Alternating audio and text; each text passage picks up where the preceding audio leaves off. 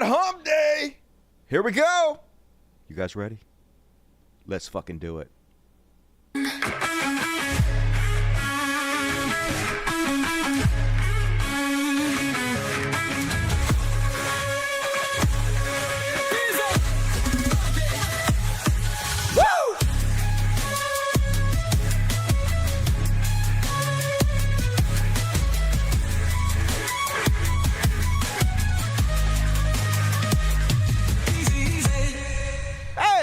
How's everybody doing tonight? Welcome to America's finest program. It's the Dusty Show. I'll be your host tonight, Uncle Dusty, and thank you guys for joining me on Hump Day. Let's get ready to Humpty Hump. Do the Humpty Hump. How's everybody doing tonight? I missed you. And actually, I got some good news, folks. I fucking did it. I finished the first rewrite of my book. Hell yeah! Now, those of you just joining me know I put the first chapter out 2 months ago. Been 2 fucking months. I've been working on rewriting this thing. Said it would be done in 2 weeks, 2 weeks ago, but I am like Donald Trump, a dirty fucking liar. But last night, folks, did it the first rewrite in the goddamn bank, and man, it's good, y'all. It's a good book. I whittled it down to 87,000 words. It's a full-fledged novel. Now, I still need another rewrite, maybe 2, but they'll be quicker. They'll go faster. You got to shape that clay into a beautiful sculpture or something. And look, once again, I know nobody's going to give a shit. I know very few people are going to read it or buy it if I even sell it, whatever. But you can't make art in hopes that people are going to enjoy it, man, right? Like, honestly, I don't even get modern art, or not even modern art, any art. The shit they told me was art growing up, like Shakespeare, boring, fucking boring as shit, oh my God. It's, fucking Mona Lisa. It's some homely bitch just sitting there. What's the fucking big deal? I don't get it. But anyway, you can't make art in hopes it's going to sell, because that's just commercialism. You got to make art for your fucking self, right? So that's fine. Like, I'm really excited about it. I'm happy to have this story out of me. It's really evolved, and I look forward to sharing it with those of you who actually are interested in it. Going to be a 6-hour, at least a 6-hour audiobook coming up. Probably 2 weeks. 2 weeks! Just 2 weeks, folks. So hell yeah, going to have that available in a PDF form for free to all of my patrons. So become a patron. Do it to it. Help a brother out. HBO, everybody. I would appreciate it. And all right, let's go ahead and e-bag for a second. You guys know what Super Chat is? So basically, I'm a dirty bum on the street. No, that's not a good example. I am a musician, a busker, and I'm like, please, sir, can I have $1 for playing Stairway to Heaven? And you're like, I don't even like Stairway to Heaven. And I'll be like, bitch, I'm poor. So people give me money. That's what Super Chats are, basically. You donate money. I read your words and suck your dick verbally. And, hey, do it. Help me out. And let's go ahead and start the show off, folks. As always, got another depressing program for you. Guess who's not taking responsibility for anything? Bet you can't guess. Anyway, we'll all find out together in the Chud Watch. Chud Watch. Talking about Chud Watch. We talk about Chuds. And there's one of them. Where are my emojicons at? Woo! Fuck yeah! Starting off, as we're wont to do on this show, with the economy. Let's check in and see how it's going. Last we let you the Teamsters, you know, the famous union organization. Oh, the tough Teamsters. They fucking love their union jobs, and they would only support politicians who are into unions. They would never support no dirty union busters, would they? That wouldn't even make any sense. What's that now? Yeah, the word don't make any sense. 60-40. They supported Donald Trump. They supported dirty Republicans. It's almost like they want to start a death and die, which I'm okay with. You know, that's your choice. I respect your decision. Anyway, Teamsters broke 60-40 for Donald Trump. UPS now planning to cut 20,000 jobs. I feel sorry for my buddy at the UPS store. Can't be good for his business. But yeah, UPS cites Trump's tariffs as it announces expected layoffs of 20,000 workers. Seems bad, America. But whatever. We voted for suicide. Time to die, baby. And then Trump's first 100 days were worst for the Dow. S&P 500 since Nixon. I am not a crook. And it turns out, you know, who is a crook? Donald Trump. And also really bad at economics. Yet we were negative 9.7% under crooked Tricky Dick. Now under crooked mushroom dick. Donald Trump, minus 7.3. I guess you're not quite as bad as Nixon. Still as bad as W. Bush. Pretty bad, to be honest with you. And Biden was up 10%, y'all. Look at this. Biden up almost 11%. The highest among all these, you might notice. Keep that in mind for what's coming up. Record economy under Joe Biden. Record jobs growth with the envy of the modern post-COVID world. But of course, Trump getting there, or Mr. Art of the Deal, fucking everything, going bad all over the place. U.S. economy contracted in first quarter due to tariffs. The U.S. economy contracted in the first 3 months of 2025, fueling recession fears at the start of President Donald Trump's second term in office as he wages a potentially costly trade war. Gross domestic product, a sum of all the goods and services produced from January through March, fell at a 0.3% annualized pace. We were like 0.4% positive before Donald Trump got in there and screwed the pooch. So, look, yes, things are not going well. We all admit that. We all admit it.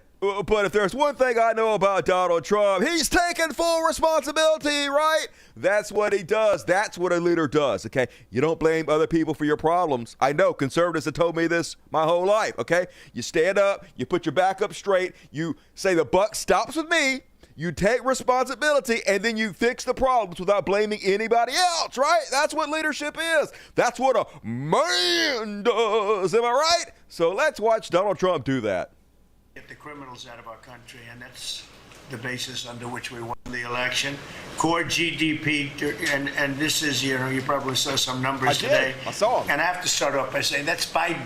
Oh, okay. That's not Trump, because we came in on January, this is the quarterly numbers, and we came in and I was very against everything that Biden was doing. Yeah, I mean, we can tell you were definitely against it. Booming economy. Everybody was jealous. Everything was going sky fucking high. But nope, Trump was so against the economy doing well, and he fucking solved that problem for us. And did you even say thank you? I don't think anybody did.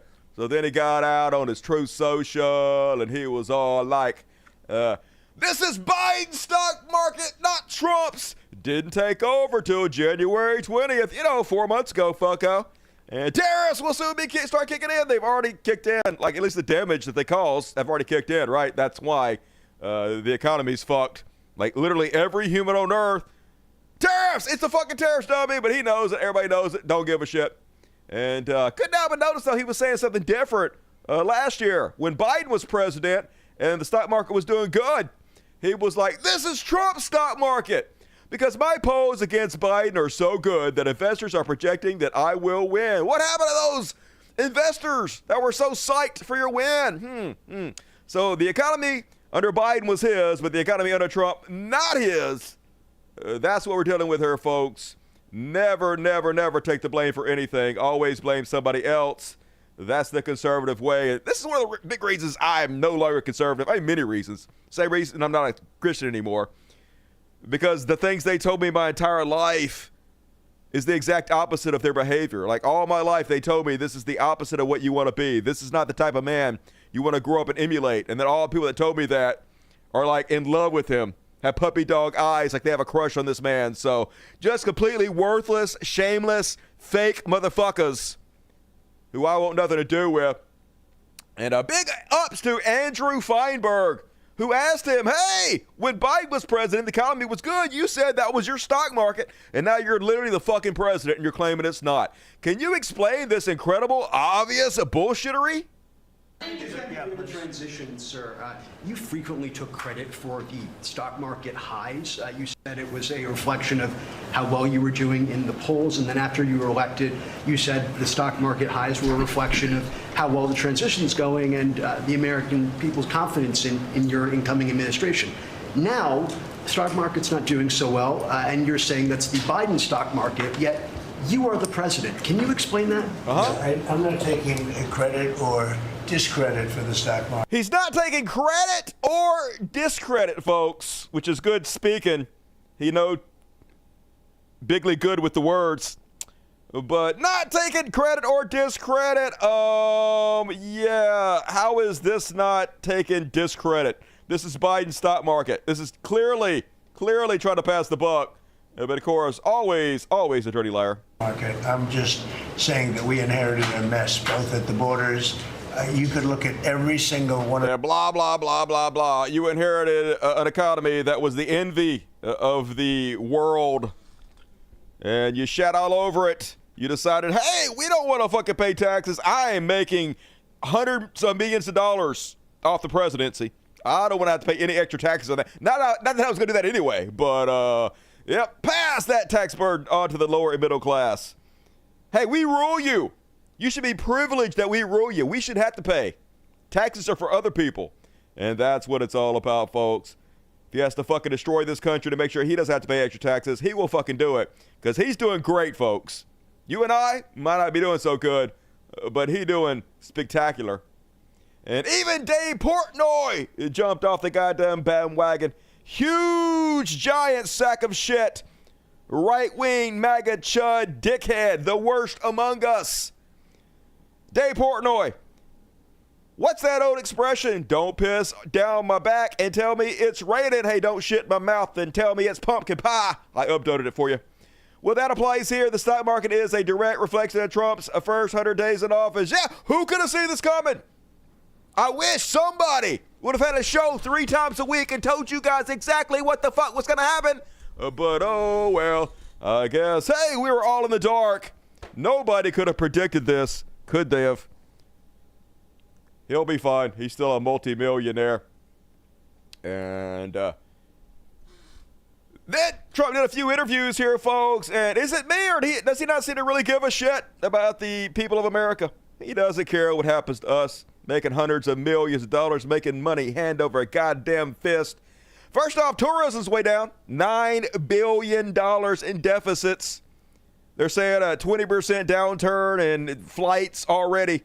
Going to be already devastating. Going to be even more devastating for the tourism industry in this country, which is one of the main things that our economy depends on. We already know it's happening, folks. All the stats are out. All the companies are already saying that the record drops. Let's see what Trump has to say about it when they ask him. I'm sure he's going to admit the fault and tell the truth about it. Travel is down into the United States from around the world. It feels like there's been reputational the country's damage. doing great. Well, prices are down. not the tourism. Gasoline's down. Literally, Energy. prices are not down. Prices are sky fucking high. The tariffs, which haven't even kicked in like they're going to, but already what they are have skyrocketed everything, folks. Is down. Tourism is going to be way up. Wait till you see the numbers. Yeah, tourism is gonna be way up. Just trust me, it's gonna be, folks. It's gonna be gangbusters. The tourism is way up. Not now. Now Canada. Not now. Oh, Nope. Tourism's doing very well. It's We're not. doing very well. Yeah, just believe me. Hey, just ignore all the economic experts and all the direct government files that show tourism is tanking, and ignore the airline industry and the hotel industry and all the websites that book travel to this country. Just ignore all them. Just believe me, baby. What are you going to believe? Me or your own eyes? We're doing very well. Wait till you see the real numbers come out in 6 months from now. 6 months, the real numbers. None of this fake bullshit. Wait till we put out our own numbers that just claim anything we want to say. But in 6 months, you got to wait. Just have faith, folks. It's a religion. Oh, you have little faith? Wait till you see the numbers. But do you think... Yeah, I've seen them, and they suck shit. And then he's like, people voted for, goddammit. People voted for you, goddamn Donald Trump. Fucking delete motherfuckers. Goddamn it, they delete shit in real motherfucking time. Pisses me the fuck so much off, but goddamn it. Hate this shit. Just trying to do a fucking normal ass show, and you motherfuckers want to delete everything. Memory hole the news in real fucking time on Reddit. Anyway, I found it. Anyway, so they're like, hey, people, chuds, maggots are getting fucked by your stupid ass policies. And they're like, we didn't vote for this. And I mean, in a way they didn't, right? In a way, Trump did say, day one, I'm going to solve it. Prices are going to come down. He never, not a single time said, there's going to be lots of pain. I'm going to destroy the stock market for the first 6 months, okay? I'm going to lose America half a year of growth. I'm going to shift the tax burden to the lower and middle class and shoot prices up 30%. He never said any of that, so he's right. But also, like, he did say he was going to do tariffs And anybody that knows what the fuck is happening or what tariffs are or is paying attention even in the fucking slightest should have known what was coming. Or you could have just listened to somebody who told you. But anyway, starting to think Trump doesn't actually give a shit about the pain he's causing. Concern out there. People are worried. Even some people who voted for you saying, I didn't sign up for this. So how do you answer those concerns? Well, they did sign up for it, actually, and this is what I campaigned on. I said that we've been abused by other countries. You did. You never said people were going to have to go through pain and suffer the stock market to crash. But hey, they do deserve it, folks. So you motherfuckers that say, oh, I didn't vote for this. There's your orange goofy daddy telling you right to your face. Yeah, you did. You voted for the orange mushroom dick. Bend the fuck over, sluts. Be like Jeff Bezos. Suck harder. If it's fucking possible. And then the U.S. toy industry came out and said, you're ruining Christmas, dude. President Trump's China tariffs are threatening Christmas. Toy makers, children's shops, and specialty retailers are passing orders for the winter holidays as the import taxes cascade through the supply chains. Factories in China produce 80% of all toys and 90% of Christmas goods. And so they're like, hey, 850 toy manufacturers, Trump, you're ruining Christmas. Shelves are going to be bare. Things are already looking bad. It takes us 6 months to pre-order and stock everything because of tariffs. It's causing chaos. So Christmas is going to be unlike it was in the previous years because of your actions, Mr. I Save Christmas. Anyway, so they're asking about it, right? They didn't know. Here's the crazy thing. They didn't even fucking ask him about it. He just volunteered that he heard from the toy manufacturers that he was destroying Christmas. Here is his flippant remarks on it. Here's how little he cares about your child's happiness.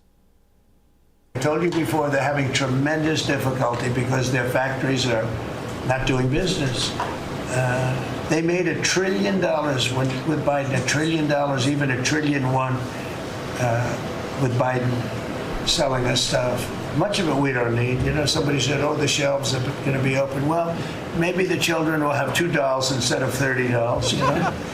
And maybe the $2 will cost a couple of bucks more than they would normally. But we're not talking about... Yeah, fuck your children. Hey, maybe your children are not going to have the same Christmas they usually do. Maybe they're only going to get 2 toys instead of 30 toys. And maybe those 2 toys they get are going to be way more expensive. But fuck your kids. You did vote for this. You voted for me to fuck you over. You voted for me to fuck your kids over. And believe me, I'm doing it. Not only am I ruining your kids' Christmas, but I'm also adding trillions of dollars to the deficit. I'm also making sure the rates we have to pay to finance our deficit are skyrocketing so we default on the debt way faster than we normally would. So yes, I'm fucking your kids over today, I'm fucking your grandkids over tomorrow, and I'm fucking your great-great-great-grandkids over for the fucking future. And that's what you deserve because you're the biggest fucking suckers and goddamn losers who ever lived. Learn to love it, America. Yeah, let's get crazy, baby.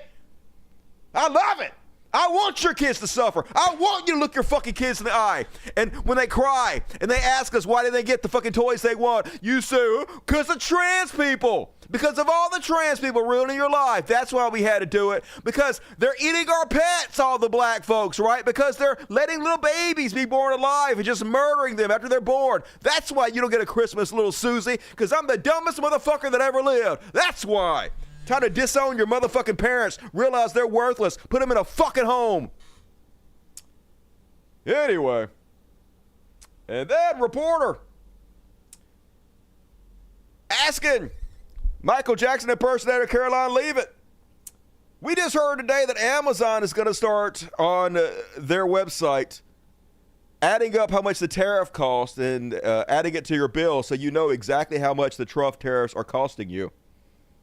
Now, apparently, they claim they're only going to do this on their Amazon site that's competing with Temu. And Temu already does this. Temu, you go there and you're like, I want $40 worth of Chinese shit.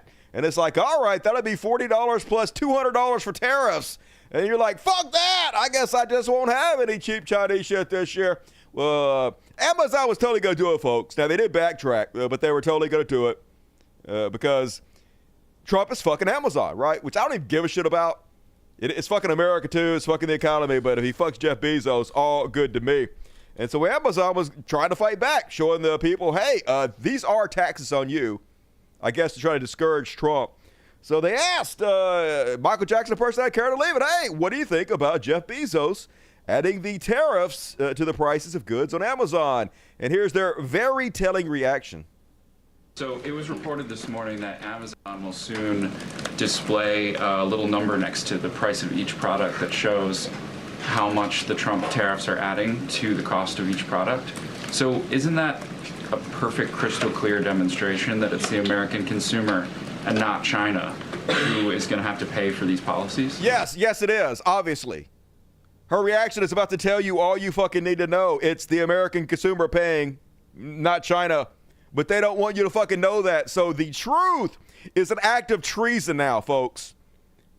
They want you to pay it, but you have no idea that they're taxing you in this dystopian nightmare. And here's her reaction.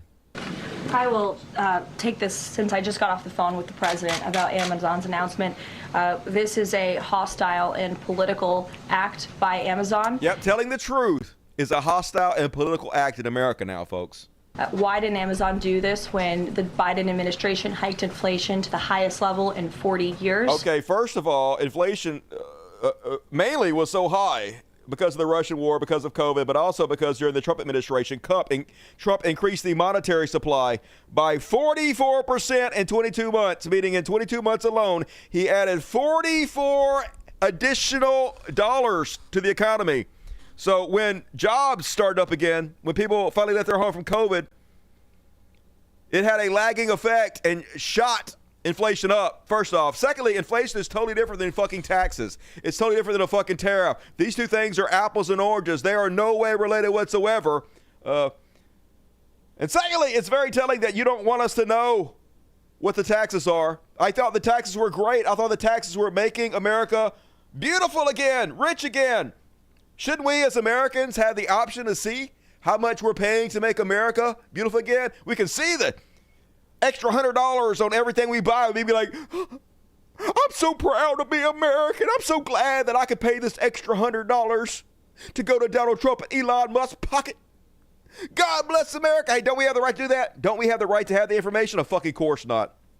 And I would also add that it's not a surprise because, as Reuters recently wrote, Amazon has partnered with a Chinese propaganda arm. So this is another reason why Americans should buy American. It's another reason why we are onshoring critical supply chains here at home to shore up our own critical supply. They aren't. They can't onshore critical supply chains. That's just fucking stupid. But anyway, going after going after Bezos, even though Bezos gave Trump so much fucking money. He was at your inauguration. He been just sucking that orange dick left and right. But Donald Trump got to use the full weight of his administration of the American government to come after you if you dare do anything he doesn't like, especially telling the truth to the American people. The American people will pay their taxes. They will be kept in the fucking dark about it. And you will help us do it or else you'll get punished. Yeah, immediately.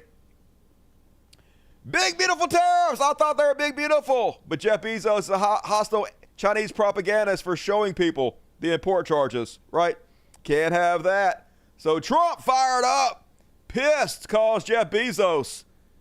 The White House took aggressive aim at Amazon with President Donald Trump putting a call in to Amazon founder Jeff Bezos Tuesday morning after the company considered displaying the added cost of tariffs on certain items. So, yep, Jeff Bezos, the incredible fucking pussy. He's taking all the steroids. He's taking all the human growth hormone, all the testosterone. He got him a plastic surgery nightmare girlfriend. He going through every midlife crisis, trying to pretend he's this big buff alpha male, but just a cuck like they all fucking are. Just a spineless bitch on his knees sucking that orange dick. And so the next thing you know, Donald Trump bragging about how quick Jeff Bezos dropped to his knees and sucked those balls. Great. Jeff Bezos was very nice. He was terrific. He solved the problem very quickly. He sucked it real good. He deep-throated it. He worked the nuts. He licked the shaft. He did everything I wanted him to do. He didn't even fucking question. Didn't even have to give him a reach around at all. I blew my load right in his mouth. He swallowed like a good little boy. Yep, you sure did, Jeff. You sure did. And the next thing you know, they're backtracking and lying. We never intended to do this. We were never going to do it to begin with. We were just thinking about doing it, but we weren't going to do it. Hey, don't worry, America. We were never going to tell you the truth. We never intended to be honest. We were just going to let you pay all the taxes and keep you in the fucking dark because our dystopian administration wanted us to, because they don't want you to fucking know the truth. No surprises here, folks. Always the goddamn way. And yes, it's earnings season, and indications are that American companies are not free to speak honestly about the effects of Trump's economic policies. For example, yesterday, Amazon said it wouldn't disclose why prices increase, and Coca-Cola said they won't discuss tariffs effects while reporting earnings, and Walmart said they won't be adding tariffs to their prices either. So they're all, folks, circling the wagons. All our capitalist overlords making sure we don't fucking know. The largest tax increase in American history, where they're shifting the burden of taxes from the rich who already weren't paying goddamn anything to us. And of course, they gonna do it and hide it. And China sending a very strong message to all the corporations in America, especially people like Jeff Bezos, busy swallowing loads. They posted this on their official Chinese Twitter account. Never kneel down. Let's have a look. Have you heard of the eye of the storm? It appears calm for a moment, but is actually a deadly trap. The calm before an even fiercer storm. The U.S. has stirred up a global tariff storm and deliberately targeted China, playing a 90-day pause game with other nations, forcing them to limit trade with China. This is just like the deadly trap of the eye of the storm. Bowing to a bully is like drinking poison to quench thirst. It only deepens the crisis. The U.S. once accused Japan of dumping semiconductors and crushed companies like Toshiba. Later, it forced Japan to sign the Plaza Accord, pushing the economy into decades of anemic growth. The U.S. also used long-arm jurisdiction as a weapon, breaking up France's industrial giant Alstom, robbing the country of a national champion. History has proven compromise won't earn you mercy. Kneeling only invites more bullying. China won't kneel down, because we know standing up for ourselves keeps the possibility of cooperation alive, while compromise snuffs it out. China won't back down, so the voices of the weak will be heard, bullying will be stopped, and justice will not disappear from the world. All bullies are just paper tigers.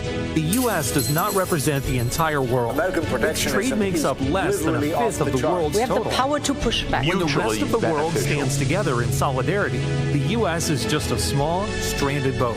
Imperialists are always arrogant. If they show a bit of reason, it's only because they're forced to do so. Make no mistake, the U.S. will keep flip-flopping and playing hardball. But China will stand firm. No matter how hard the wind blows, no matter how clouds rage. The darker the night, the brighter the stars shine.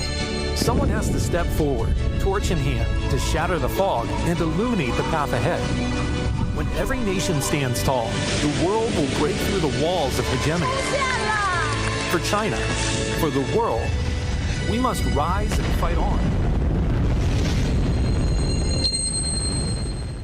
So yeah, the entire world rising up against us. A pariah amongst our fellow human beings. And who can goddamn blame them? We definitely earned it. And then, folks, are you ready for the new economy? Here is the economic secretary, Lutnick, explaining how he envisions the future of work to be for Americans. Wait till you hear this shit. Key is, where are you going to find the people to work here? Right? You're north of Phoenix. Where are they coming? That's right. You go to the community colleges and you train people. So all the community colleges around here, Arizona State's on it, Grand Canyon, all these community colleges here are training people right now, technicians, and these are really good paying jobs. They start at 70s, 80s, $90,000. These are trade craft. It's time to train people not to do the jobs of the past, but to do the great jobs of the future. You know, this is the new model where you work in these kind of plants for the rest of your life and your kids work here and your grandkids work here. You know, Yay! Woo! I can't wait. Hey, folks, don't you want to work in a factory for the rest of your life? And then your grandkids and your grandkids' and the entire lineage of your family forever works in that same factory. Yay! The American dream. This is so wild. This is literally how the economy is in my book, Simulation Theory. The main character, Arya, works at an auto plantation. It's literally serfdom, folks. That's what they want. It's feudalism. They want giant company towns, giant corporations that your entire family is indebted to, lives to work for forever.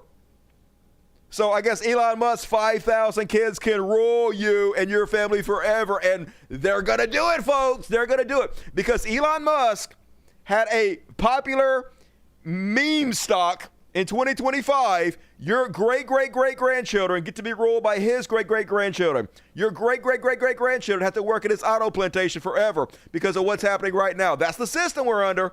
This is why they don't have any respect for us, folks. They shouldn't. We are feedstock. That is all we are. Dumber than the cows. At least the cows get to sit out and graze instead of working their lives to death and having a heart attack at 40 in a cubicle. Or working in a goddamn factory where their kids will have to work too to pay off their fucking debts.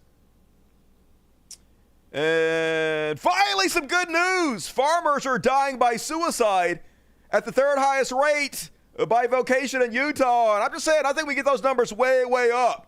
You guys need to try harder. I know it's controversial, but fuck the farmers, okay?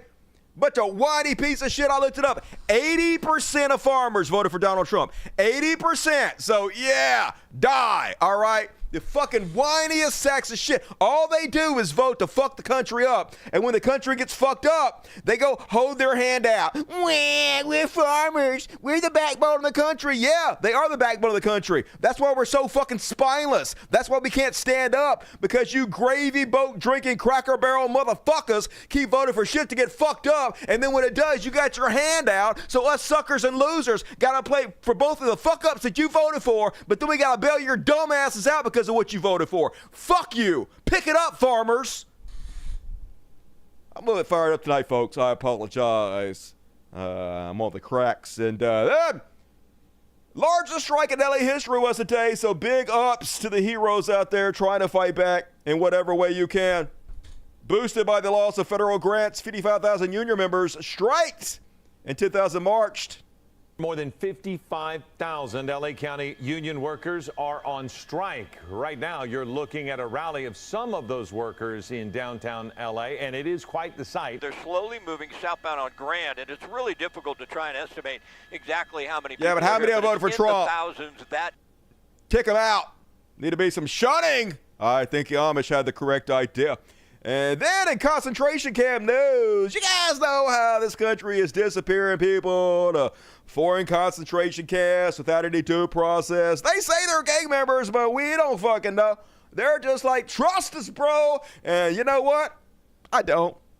Anyway, hey, if you guys want to know how nightmarishly dystopian this country has gotten, here's a Trump rally where they're showing these people that they disappeared to the foreign concentration camp. Let's see how the crowd reacts to the video footage of it.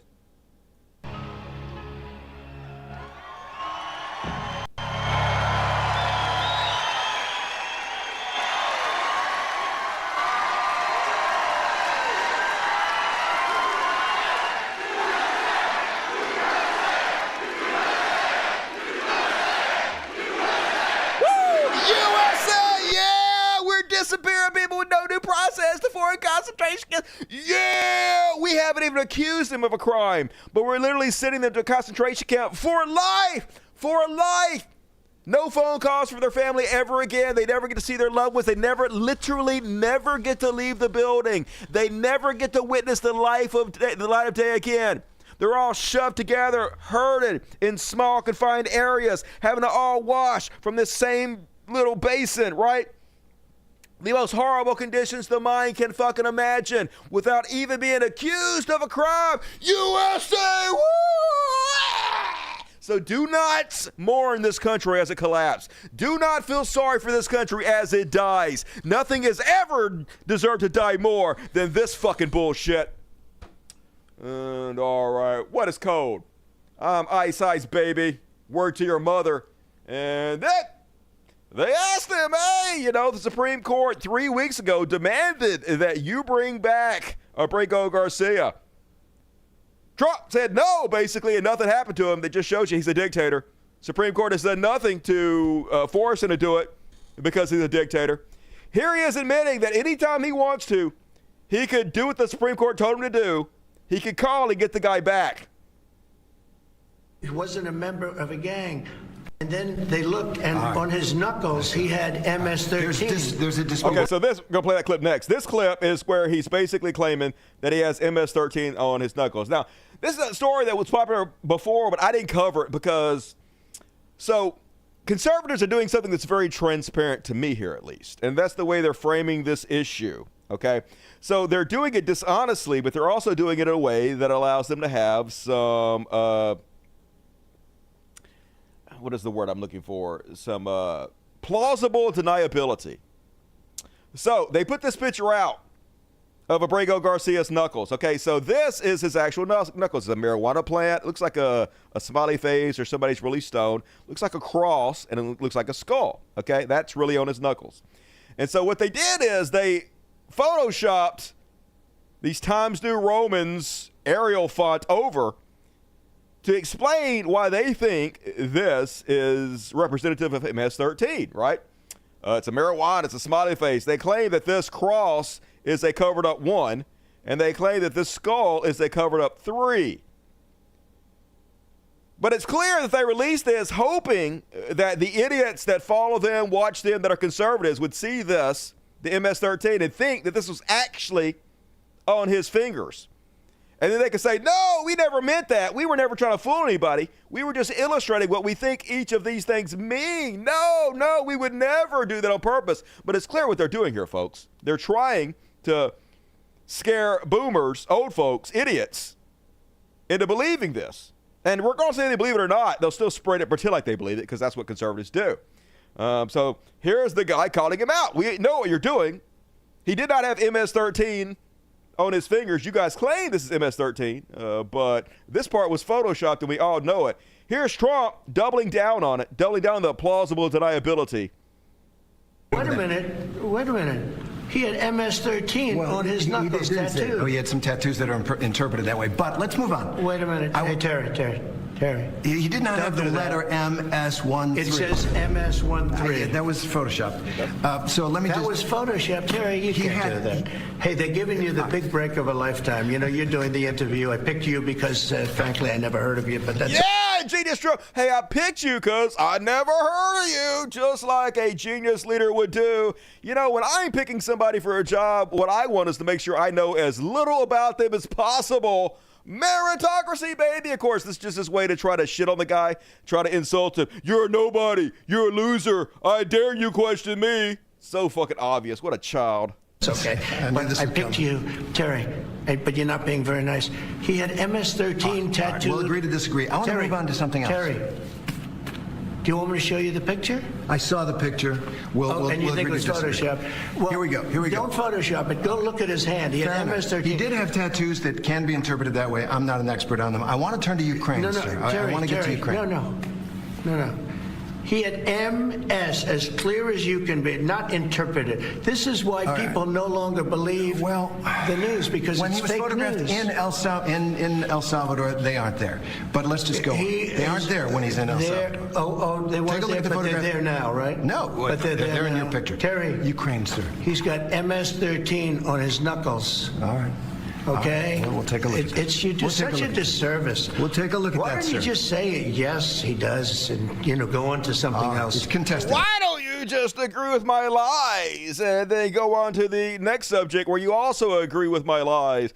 Just let me say anything without pushback. Don't you know that I'm a dictator, you fucking loser who I've never heard of before? Yep. And of course, people are still defending him, saying, no, he wasn't talking about the actual letters MS-13. He was talking about the tattoos that represent them. Everybody knows that, but everybody doesn't know that. It's clear he's trying to fool people. It's clear they're trying to fool people with the thinnest plausible deniability.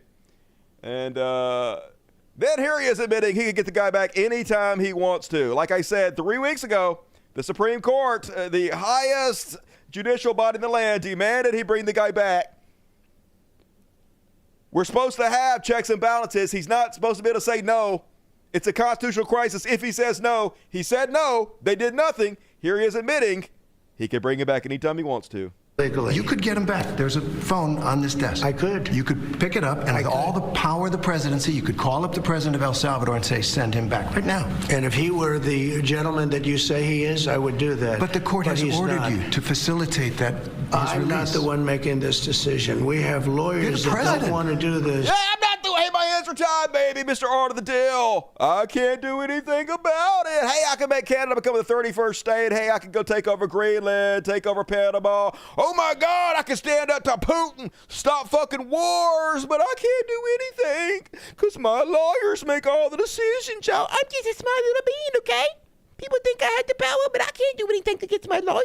My lawyers tell me what to do, y'all. Why everybody so mean to me? Legally. You could get him back. There's a phone on this desk. I could. Yeah, complete fucking bullshit, ridiculous, but of course, they don't actually care about anything, so it's all a giant fucking show. I'm actually starting to think that they're just hiring actors, like the most unlikable actors in the world, just ignoring me. We're going to get to that in a fucking second. And there he is saying, yeah, we can't have any judges rule against me. Calling them communists when he's literally defying the Supreme Court, the highest political body in the land. And also, we cannot allow a handful of communist, radical left judges to obstruct the enforcement of our laws and assume the duties that belong solely to the President of the United States.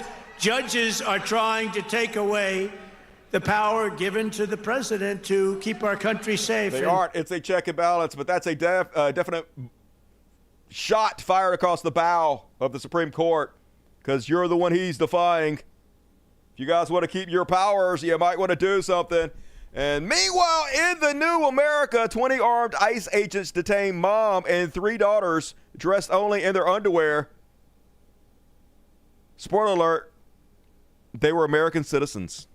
Federal agents busted into their home as they were sleeping and took almost everything they own.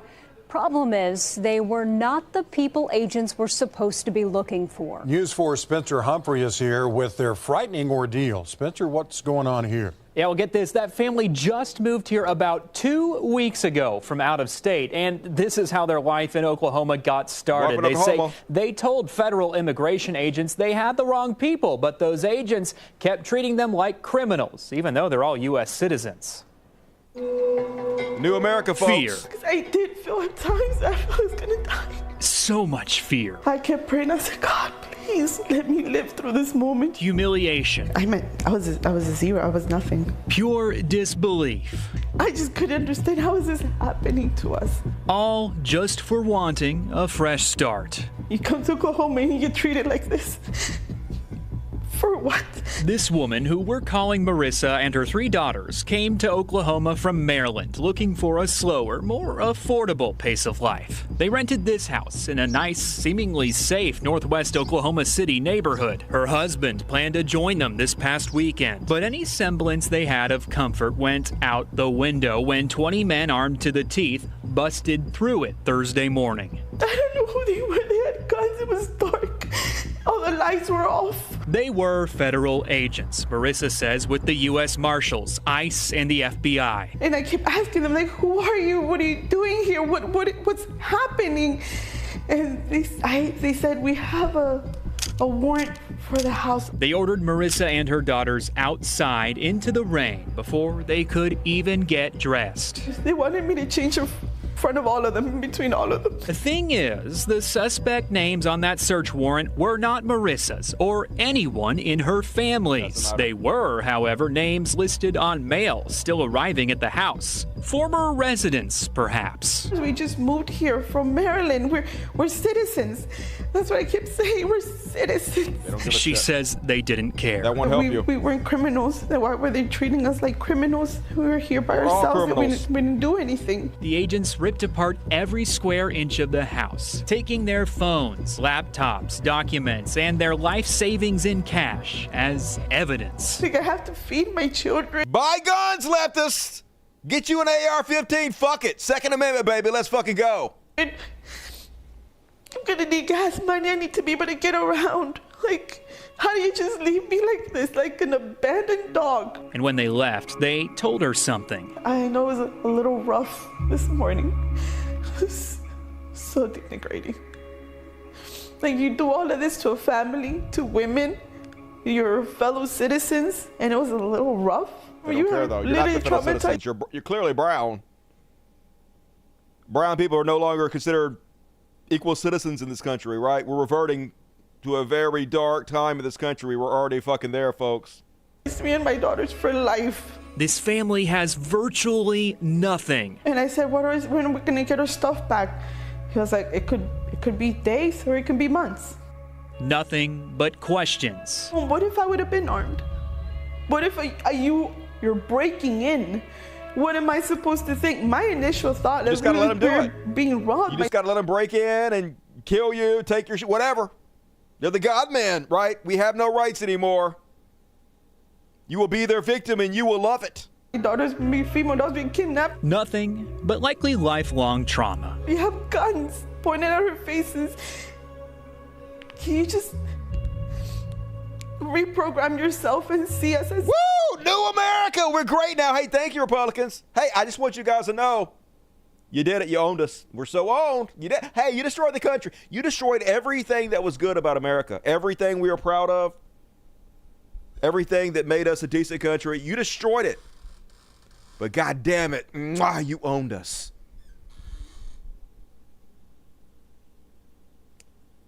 And I guess they have quotas, folks. I guess that they get paid money, or it's in their contract. They have to round up a certain number of Browns.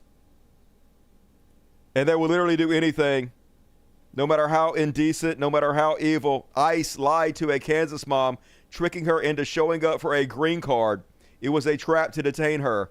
She was sent a letter of approval for a permanent residency interview.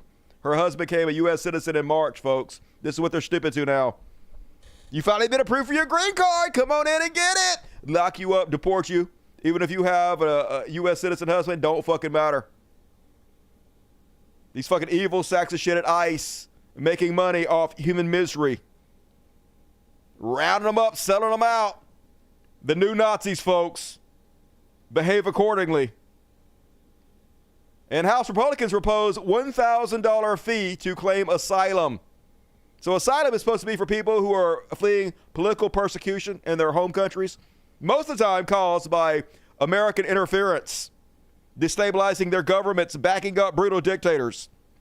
So they flee because they're afraid for their own safety, the safety of their families. But nope, unless you poor people fleeing for your lives have $1,000 American dollars, too damn bad, turn you fucking around. Only the rich now can be saved in this fucking country. Everything is about money, folks. And of course, we know why they're doing this. Because these poor people fleeing persecution don't have any fucking money. And it's no longer a safe place for you. It's no longer a safe place for brown people. It's no longer a safe place for white people. Don't come here. But Donald Trump, goddammit, God love him, out there doing what he did. He had another rally, even though he's not supposed to be running for office anymore. He had to get out there and spread the message that the first 100 days of his presidency are going fucking amazing, y'all. Better than any presidency ever.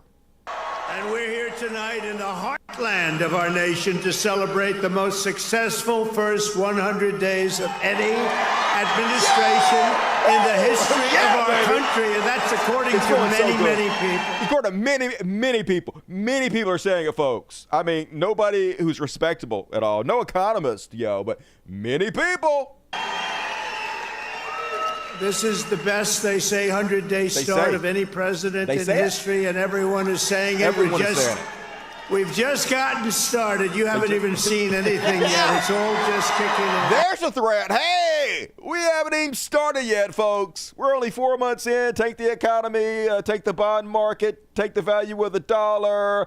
We're disappearing people to concentration camps. I've already made hundreds of millions of dollars off the presidency. We're just getting started, baby. Hell yeah. 20,000 UPS workers fired. We fired all kinds of vets all over the place. Entire thing burning down, but this is fine. And you know it's bad, folks, when Fox News is stretching as far as they possibly can to find positive things to praise Trump about in his first 100 days. This is a real graphic from Fox News. President Trump's accomplishments. Oh, let's take a look at the 3 they picked. Declassify the JFK files. Yay! That was real important. What did we learn? Nothing? Nothing? We didn't learn anything? Okay, it was Oswald. All right. 2, ended federal support for paper straws. Oh, my God. Please. Please, asteroid. Please, faster. Please. And he ended the production of the penny. Well, I got to give credit for that one, y'all. I speak for everybody. Number 1, fuck them kids. Number 2, fuck the penny. All right, so great job, Trump. No more plastic straws. No more pennies. America fixed. I regret not voting for him now, folks. And Adam Shiffy Shift put out a nice post talking about Trump's 100 days. Let's take a look.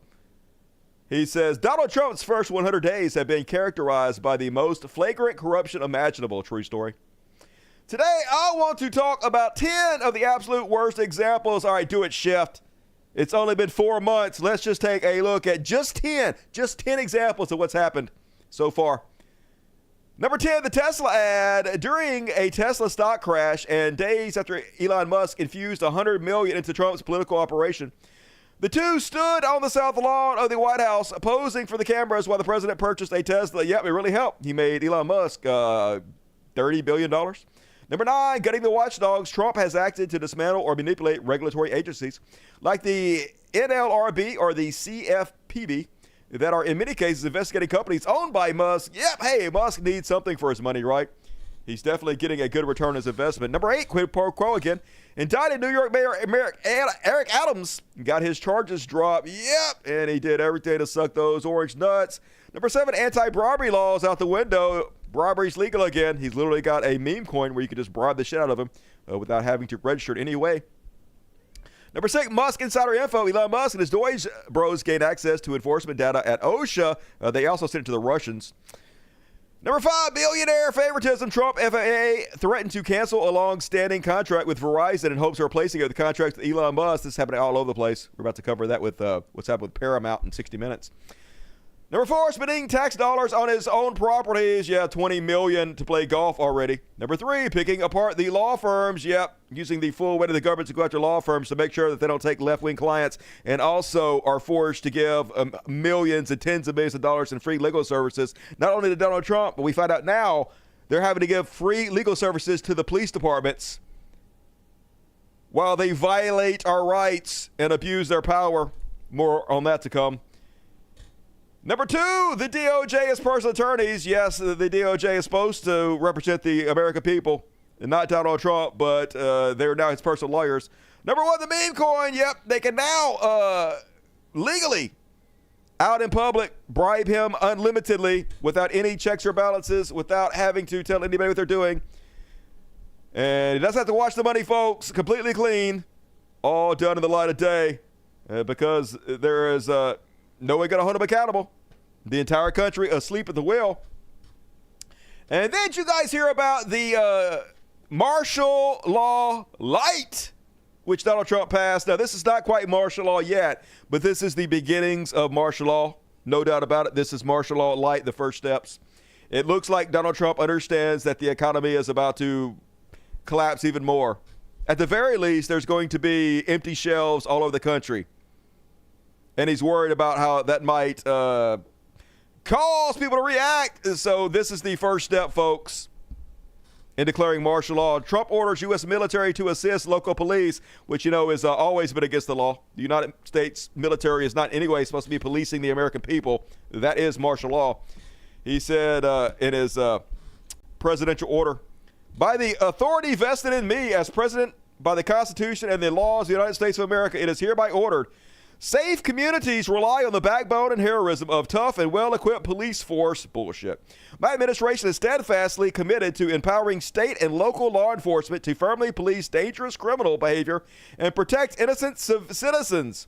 When local leaders demonize law enforcement and impose legal and political handcuffs that make aggressively enforcing the law impossible, crime thrives and innocent citizens and small businesses owners suffer.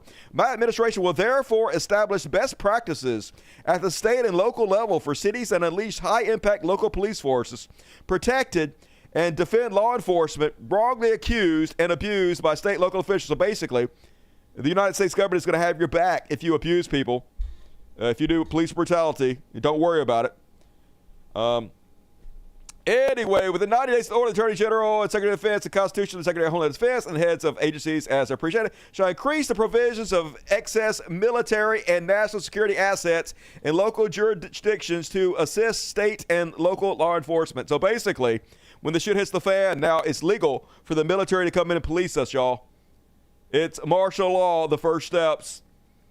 And then on top of that, he issued an executive order providing free legal services to police accused of wrongdoing. So not only is he bringing in the military to back up the police, but he's also forcing all these law firms across the country to provide free legal services to the police so they can abuse us at their will and not have to worry about it, folks.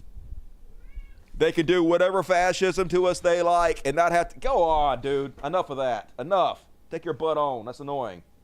No, you go away. Get your butt out of my face. And yep, seems bad, America. Seems real fucking bad. And are you ready for this media? So here we have state-sponsored media in this country now, folks. Didn't take long to happen. Crazy how 1984 dystopian this shit is. So I told you guys, been telling you guys about how they were replacing people in the White House press pool with these sycophants, with far-right Twitter influencers. Trusted media sources like the AP, like Reuters, having their seats at the table taken away, replaced by people like Tim Pool, Laura Loomer, whoever will sit up there and spread the latest right-wing talking point and then ask the most sycophantic question like, why is Trump so handsome?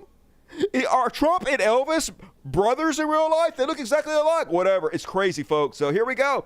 The White House and the press secretary, Leavitt, had a right-wing Twitter influencer-only press meeting to allow them to ask any questions they want to. Any real media was barred.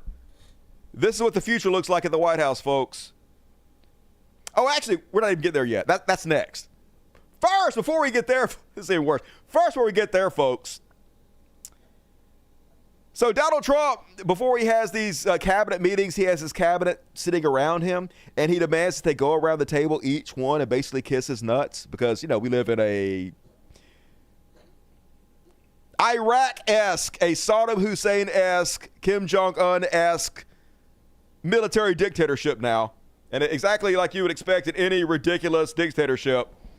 He wants people kissing his ass. So they go around the table in this cult-like setting and just smooch that booty. And folks, you thought Donald Trump was a hero before. Wait till you hear how many lives that he has saved this week alone. 3,400 kilos of fentanyl since you've been your last 100 days, which saved, are you ready for this, media? 258 million lives.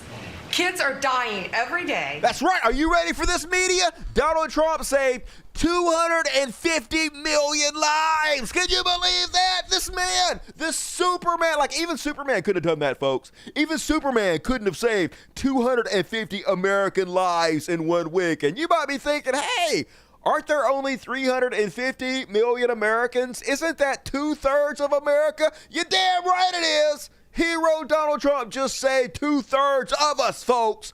Every single one of us was about to die any second from fentanyl, all right?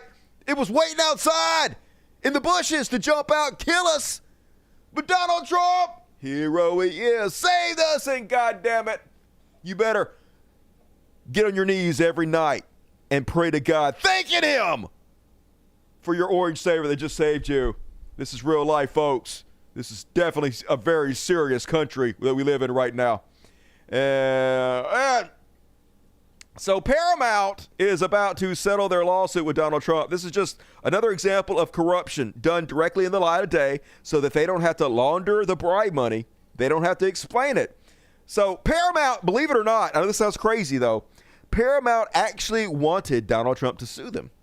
Paramount actually wanted to pay Donald Trump millions of dollars in this bogus lawsuit. Why? Okay, we'll get there. So Donald Trump sued 60 Minutes, claiming that 60 Minutes edited an interview they did with Kamala Harris. Now, every interview on TV is edited, every single fucking one of them. In fact, Fox News is worse about this than anybody, plenty of evidence. If CBS and 60 Minutes actually did do this, this is directly within their right to do it. This is how news has always been. You don't fully air 2-hour-long interviews. You chop it up and you air, the sections you want to. This is how media's always operated. This is fucking free speech. This is a frivolous lawsuit by every measure. But the reason he did this lawsuit is because he wants to intimidate any other news agencies not to give positive coverage to his political enemies and also not cover him with any kind of truthful basis whatsoever, or he's going to come after you with the full force of the United States government. However, Paramount actually likes this. They wanted the lawsuit. They wanted to pay Trump millions of dollars because Paramount has another case going forward. They want to merge their company with another company, and they need Donald Trump to sign off on it. So they want to be able to bribe Donald Trump so he will sign off on their merger without slapping them down with a monopoly suit. So how do they legally bribe him and get away with it and then also get him to back their merger? Hey, sue us. Sue us. We'll pay you $20 million under the table. We don't even have to tell the public how much we paid you. It's all legal under the table. And then you can let our merger go through. It's exactly what Mark Zuckerberg did. Mark Zuckerberg wanted to be sued by Donald Trump. Donald Trump sued him in this frivolous lawsuit that he never would have won. But Zuckerberg settled for $20 million anyway because they want to bribe him, folks. Our country being bought and sold right in front of you, right in front of all our own eyes, with no one ever going to do anything about it. And I hope this is true, folks. I don't know. Maybe this is just hopium. According to this poll, majority of Americans see Trump as a dangerous dictator. God damn, it would have been real good if you guys would have came to the fucking table before he was elected. A little too late on this one, America. A majority of Americans say President Trump is a dangerous dictator who possesses a threat to democracy and believe he has overstepped his authority by actions such as mass firing of federal employees, a new survey says. The wide-ranging poll released Tuesday on Trump's 100th day in office is the latest sign of him losing support for his immigration and economic policies, the two issues that largely fueled his election. Only 4 in 10 Americans expressed favorable views of Trump after his first 100 days in office, according to the survey by the nonpartisan Public Religion Research Institute. And 52% agreed with the provocative statement that Trump is a dangerous dictator whose power should be limited before he destroys American democracy. Yeah, you know how when you want to limit a dictator's powers, it's before you vote for him, morons. Now you just have to fucking die. So, too little, too late, American idiots. And let's look in on the Trump Gov and see how they're doing this week. Dog shit. They're doing dog shit. So this is what I was talking about earlier, folks. We have state-run media now. The White House press room having specific press events for nothing but right-wing influencers. Every reputable news source banned. And here's the kind of questions. Here's the kind of hard-hitting questions now that our White House is taking. Will continue to be. So thanks for coming to the Influencer Briefing. I look forward to taking your questions. And Deborah, why don't you kick us off? So congratulations on 100 incredible days. And over the first 100 days, the majority of policies that we've seen from the Trump administration have been either targeted at foreign affairs, such as bringing the American hostages home, or attempting to end the war between Ukraine and Russia, or on long-term goals such as cutting government spending with DOGE. What policies can we expect? Cutting Deborah, they spent more money now than they ever have, folks. The budget has increased by hundreds of billions of dollars. Don't let any of that get in the way. Expect to see rolled out over the next few months that Americans will directly feel the effects of in order to secure the 2026 midterms for the Republican. Yeah, everything's going so great right now, but is he actually going to do something that's going to help America eventually? When's he going to do something we're actually going to feel instead of all this stupid bullshit? And that wasn't even the worst of it. We're just getting started with this fucking circus. So I don't know how this is not a Saturday Night Live skit, y'all, but it's not, okay? I promise. This is not AI. I'm not making this up. This is a real right-wing influencer who is 1,000 times more popular than I am. And this is the question he asked at this special White House press briefing. In the first 100 days is that the White House is crawling with kids. You have a young, beautiful baby boy. There are babies everywhere. There's so many young folks on staff who have kids. But the last 4 years under Joe Biden, parents were really stressed and ravaged. They had to take on 2 or 3 extra jobs. Depression rates were up. Suicide rates were up. You're very high profile. He hasn't even got to the question yet, but already he's like, I can't help but notice. There's so many children everywhere. Everybody loves the Trump administration. Kids, the young people, they love it. Unlike when Joe Biden was president, where it was hell on earth. They were literally slaughtering children on the White House lawn and drinking their blood. So my question is, young mother who seems to juggle and balance it all beautifully. What advice do you have to young parents out there who are starting their careers, having kids, building families, and trying to find that balance so desperately? Yeah. Oh my God. Holy shit, Kim Jong-un over there is watching this, and he's like, I can't believe they were making fun of me! You hypocrites, holy shit! And remember this guy who was temporarily banned off Twitter because he uploaded child sexual material and he put his watermark on it himself? True story, this happened, folks. Anyway, Mr. Child Sexual Abuse Material was invited to the White House to ask his question. Let's see what important, up-to-date, modern, hard-hitting question he asked. Thank you. Thank you for giving me the honor to be able to ask a question and provide some transparency for the American people. Speaking of, I wanted to reference the election integrity. A lot of people in America are questioning if there's any possibility that we could see further investigations for anyone that could have violated our election integrity rights. And more importantly, so is there any possibility for names such as Barack Hussein Obama, Hillary Rodham Clinton to ever just possibly get investigated for any of these, questions? Yeah, you gonna arrest Obama and Hillary? Come on now. When you gonna arrest them? For the party that says we want to look forward, not back, they're still goddamn on Hillary Clinton, y'all. You had your one shot to ask question, and that's what you chose. I'm not surprised. I'm just disappointed. And last but not least, oh my God, this guy, folks, this guy. This is where we're at in America right now. You remember this guy? Whose claim to fame is he sits in first class on flights. This is what his hobby is, folks. And then he records himself trying to make eye contact with people as they walk by, looking at his Trump shirt. So he just sits there. This is his claim to fame. This is literally the only thing of note he's ever done in his life. So obviously, this guy, this complete fucking train wreck, this cringy joke that everybody made fun of for the last 4 years, is now asking questions to our press secretary in the White House. Because we are not a serious people, we are not a good people, and goddamn it, most definitely, we are not fucking great. And 28 days ago, this is how it's going, folks, less than 1 month ago, Marco Rubio was all like, President Trump also signed the Women, Peace, and Security Act. A bill I was very proud, this thing Trump signed, this Women, Peace, and Security Act, very proud to have been a co-sponsor of when I was in the Senate. And it was the first comprehensive law passed in any country in the world. The first law passed by any country anywhere in the world focusing on protecting women and promoting their participation in society. That's how much we love women, folks. We're proud. Trump did this. I was with him. We signed it. That was less than a month ago. Now, Pete Kegsbreath is like, this morning I proudly ended the Women, Peace, and Security, WPS program inside the Department of Defense. WPS is yet another woke, divisive, social justice Biden initiative that overburdens our commanders and troops, distracting from our core task, war fighting. Finally, someone stood up to this evil wokesters with their DEI and women bullshit like checks notes, Marco Rubio and Donald Trump. And of course, the reader's comments, the Women, Peace, and Security Act was passed in 2017 during the first Trump administration. It don't matter, folks. It has the word woman in it. So it must be fucking evil. We all know that.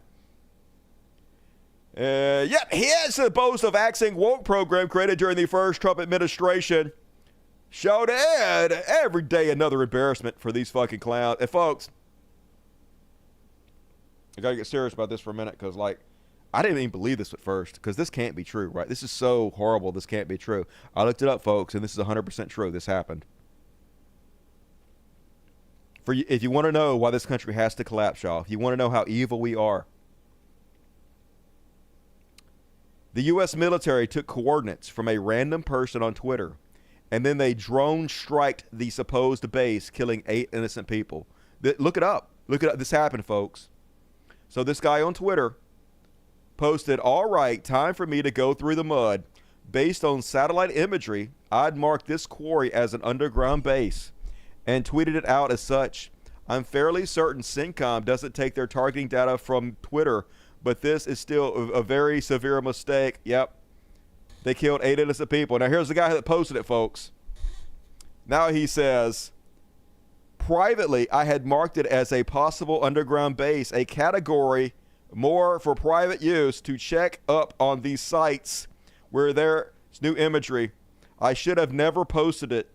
The fact that I took it from someone else who had posted it is not an excuse." And then he's like, "Oopsies, I'm giving 500 euros to the Yemen Data Project as penance for getting 8 people killed accidentally, folks." It would happen in Yemen. "Oopsies, here's 500 pounds to make up for the 8 people I got murdered by my misinformation, folks." So yeah, you know, dude, you have to go away. You're pissing me off. Enough of that shit. Some needy ass shit there, half stash. So anyway, this is Pete Hegseth, folks. This is our U.S. military. This is what happens when you put a guy who's the weekend correspondent on Fox News who has no business being anywhere near our military. He shouldn't be walking fucking dogs for a living. But when you fill your whole cabinet with yes men and people you know will do exactly what you want them to do while you declare martial law, this is what you fucking get, folks. It's a horror show we're living under right now. But they don't stop whining for a goddamn second, the eternal victims. Here's Peach Kegsbreth. "In case you're wondering why we and President Trump are up against 100% negative coverage from so-called mainstream press in the first 100 days. Perfect score. Yeah, I wonder why. You're literally giving out war data on your phone app Signal. You're using Twitter posts to murder innocent people. Maybe it's because you suck shit."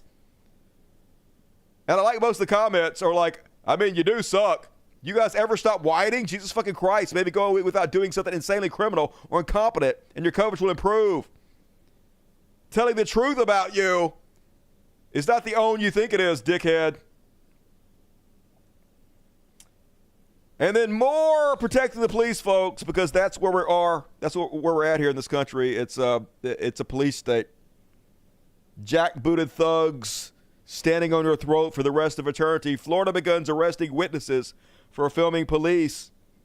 Florida has a new law now that if a cop runs up and arrests somebody next to you, that you must immediately run 25 feet away from them. You can't stand there and watch. Even if you get caught up in it, you'll get arrested. You can't be anywhere near them. You have to get 25 feet away from them immediately, which obviously is just meant to stop people from filming them, from stop people showing what they're doing, to stop people recording police brutality. That's all it is. Florida doesn't want to lose hundreds of millions of dollars of lawsuits, so they're arresting anybody who dares witness the abuse the citizens are undergoing by our Nazi-ass police.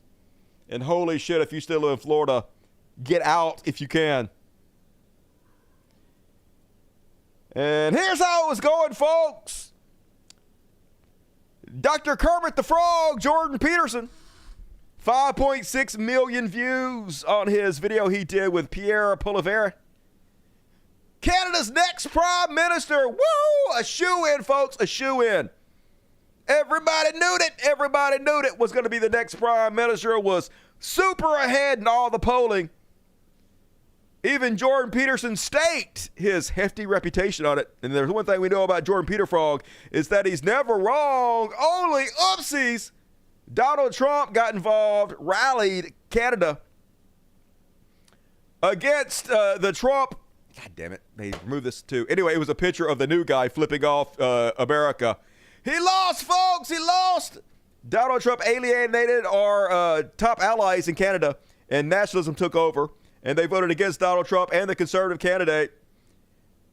And listen up, liberals, loses his own seat. And this is how bad it got, folks. Crazy, crazy. So not only did this guy not win, but he did not even win his own district. And apparently in Canada, that's bad. Because not only does he not get to run the government, he doesn't even have a seat anymore, folks. He lost his own people, which I asked ChatGPT, and they said this is political suicide. This basically means he's fucking fired. So spectacular, historic loss in Canada for the Conservative Party. And goddamn it, thank you, Trump, for once doing some good shit. Ain't stopping the copium, though. Here's N. Wokeness, who is Jack Piece of Shit Big's alternative account. He's all like, Canada would be much easier to invade with a liberal in charge. Roll in those tanks. That's some copium. It would have been a lot easier if you had a conservative Trump nuthugger in charge that would just let you do whatever you wanted to do, right? It'll be way harder with the entire country united against you, fighting back against you, and liberal leadership. So this is ridiculous copium. Very transparent, but psychos as always. And here's the guy that got elected, folks. Seems like a pretty decent fellow to me, I must say. PM Mark Carney talking about the disastrous new reality we find ourselves in. We are once again at one of those hinge moments of history. Our old relationship with the United States, a relationship based on steadily increasing integration, is over. The system of open global trade anchored by the United States, a system that Canada has relied on since the Second World War, a system that, while not perfect, has helped deliver prosperity for a country for decades, is over. These are tragedies, but it's also our new reality. We are over the shock of the American betrayal, but we should never forget the lessons. But you're going to take us forward. We have to look out for ourselves. And above all, we have to take care of each other. Nice to see some leadership for once. An adult who is actually in charge. And hey, we're behind you, Canada.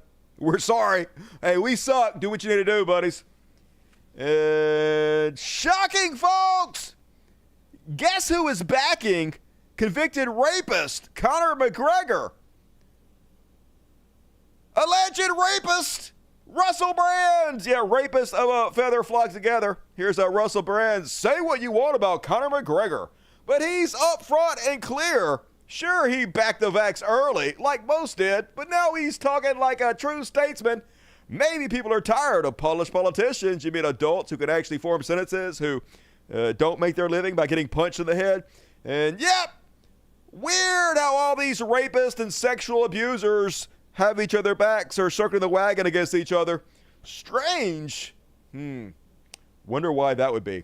And last but not least, folks, new study confirms what we already knew. So you guys remember a little while back, scientists came out and they said, hey, we have preliminary studies that suggest gas stoves are causing cancer, especially in kids. They're not, the regulations haven't done enough to make sure that the harmful gas stoves don't have the proper adjustments to make sure that they're not killing kids and adults, everybody, right?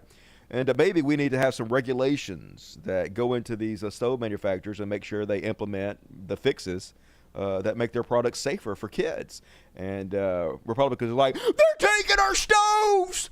They're taking our gas stoves! They're going to make us eat bugs, and you can't even have gas anymore. Remember? That worked, apparently.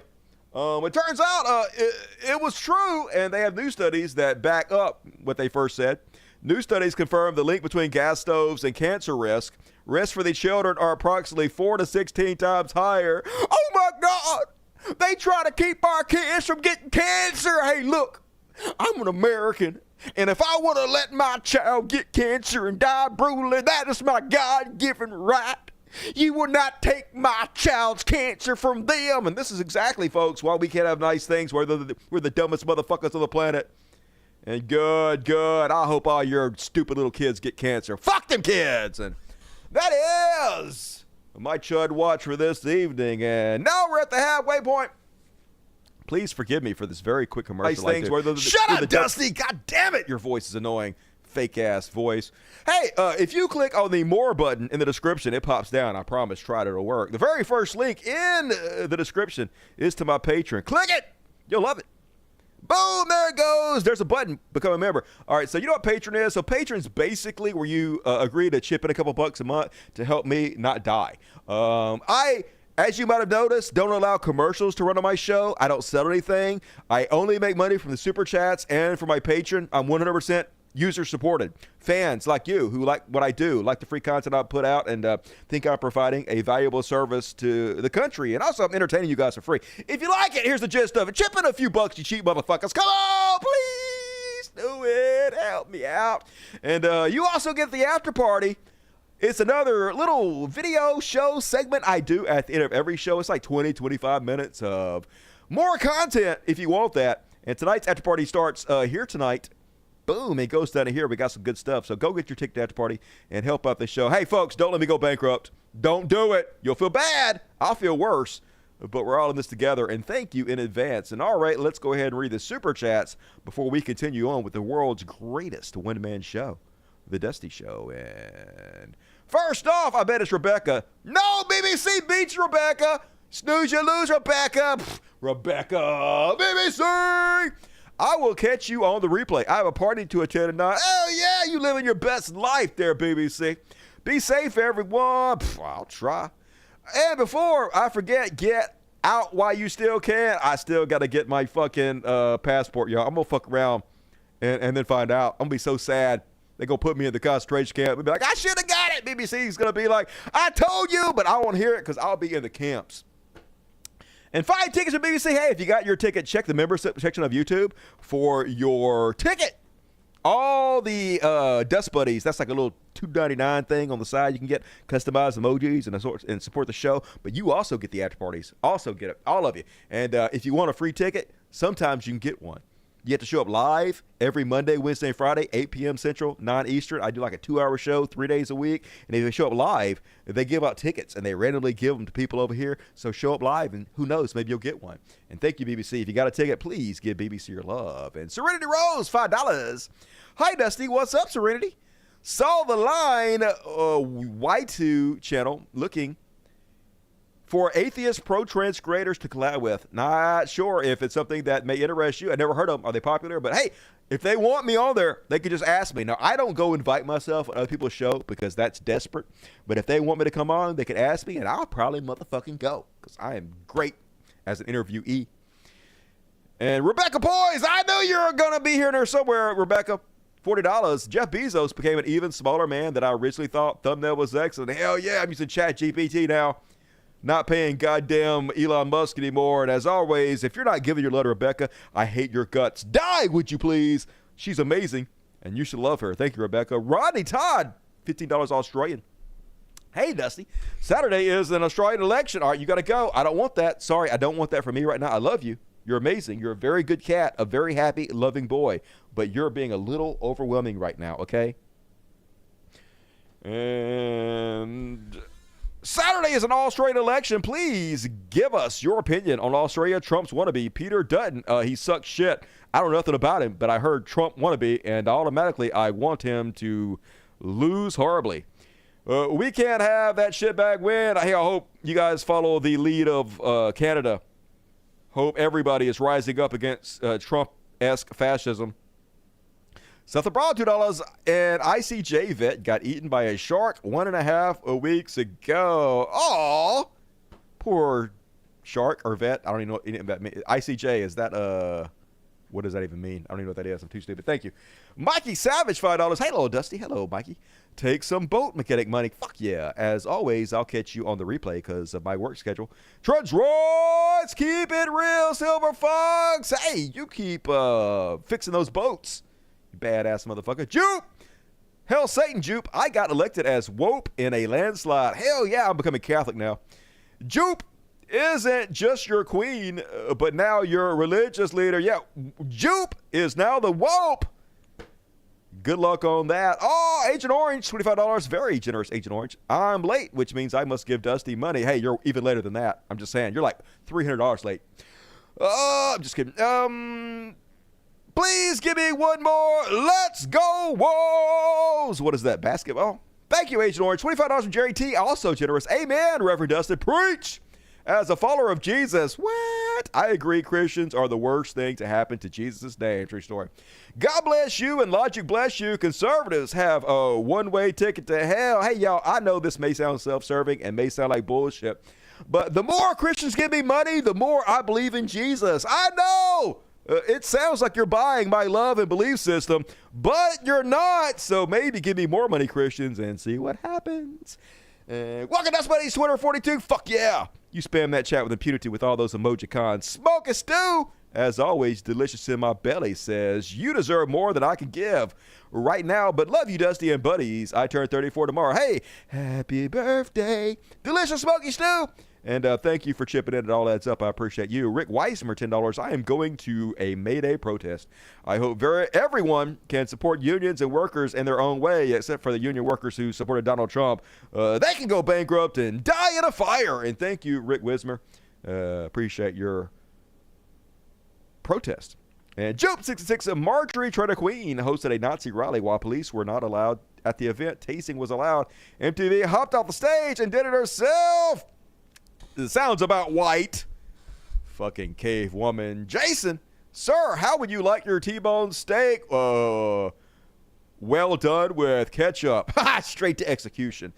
10 tickets from Ivy Evans. Fuck yeah. Beautiful Ivy Evans, one of our great moderators here. Just gave you guys 10 tickets. If you got one, please give her your love. And even if you didn't get a ticket, give her your love because she rocks. Shits and giggles. 2 pounds. Pound Town. Good to see you tonight. 5 more tickets from Hello, Mr. Anderson. Mr. Anderson rocks. Let him know it.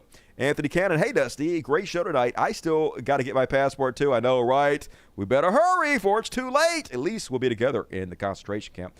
ICJ is Israeli military. All right, I thought that might be true. And in that case, I feel sorry for the shark. Somebody check in on it. Thank you, Seth.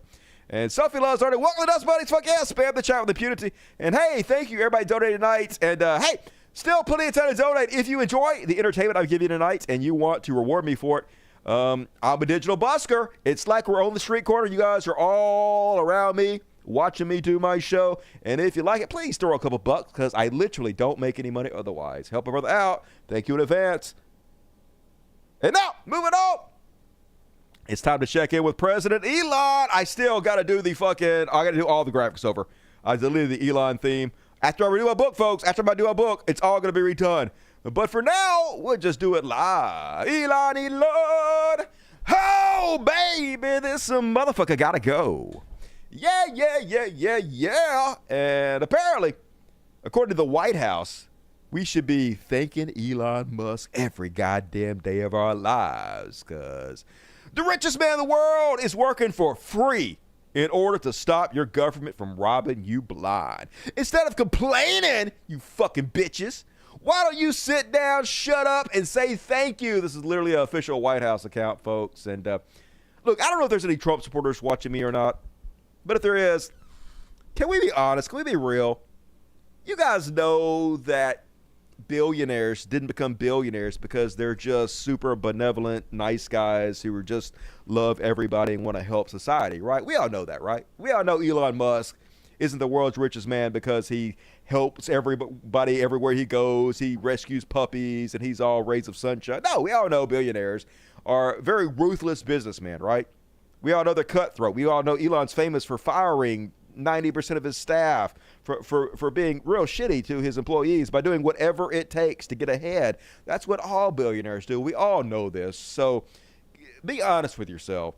Do you really think Elon Musk is taking these jobs for free, the richest man in the world, out of the goodness of his own heart because he loves all of us and he's just trying to help society? Or do you think it's more likely he's doing it because he's creating a government that benefits him more? Be honest with yourself. Now, we all know the truth of this. You know the truth. I'm just wondering if any of you will actually be honest about it. We'll see. But yeah, it's insulting to any thinking person's intelligence. It's supposed to be insulting to your intelligence, I guess. And then, folks, it's almost like I said before, like they're hiring actors. Like this is the Truman Show, right? I'm actually starting to question whether you guys even exist, whether this is a simulation, and the simulation has created these actors as characters who are just putting on a performance specifically designed to annoy me, and to make me question my own reality. Like, case in point, so this is the world's richest man, and this man lacks the self-awareness to a degree where it just cannot be real. This can't be real. This man is so cringy that every dad who has ever told the cringiest dad joke at this point is like, dude, what the fuck? So here Elon Musk is wearing 2 hats as he sits around at the Trump round table. Great job, Kelly. Thank you very much. Elon, I love the double hat, by the way. He's the only one that can do that. Get away with it. Well, Mr. President, you know, they say I wear a lot of hats. They say I wear a lot of hats. Just kill me. Somebody, please, in my misery. Please, somebody. Just blammo. I'm too much of a coward to do it myself. Please, somebody fucking shoot me in the face. Like, what even is this, y'all? What even is this at this point? It gets worse. This is not even the worst thing he's done this week. It's not even the most embarrassing, most cringe shit he's done. A lot of them are making fun of him, but they're like, fire the Dutch father. Oh my God, so cool. Love this, says Mike. Ollie London. You guys know Ollie London, former trans person. He's a trans Korean. He spent $300,000 to become a Korean. Of course, he is a new popular right-wing influencer. This guy, folks, 560,000 subscribers. Just to give you a comparison, I have 6,500. Compared to this guy, he has 555,000 more than I do. That's what we're dealing with here.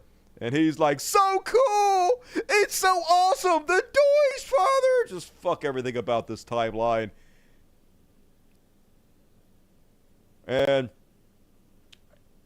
not even the worst thing, not even the cringiest thing he's done this week. So do you guys know that the world's richest man, one of the most powerful human beings on the planet, the co-president of the United States, has an alternative account that he secretly runs on Twitter called Retard Finder.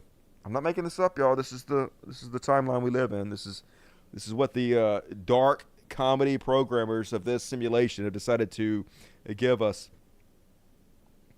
So here he is on his Retard Finder. So not only is that embarrassing enough and unbelievable enough, but then he is posting pictures of himself and saying 0 retardation detected, okay? So then he's logging into his other account and he's talking to himself that's posting himself. This guy says, Bassett, he is the most intelligent person in the world, to which he is talking about himself and says, absolutely. So he's posting himself to brag about himself, and then he's bragging about himself again.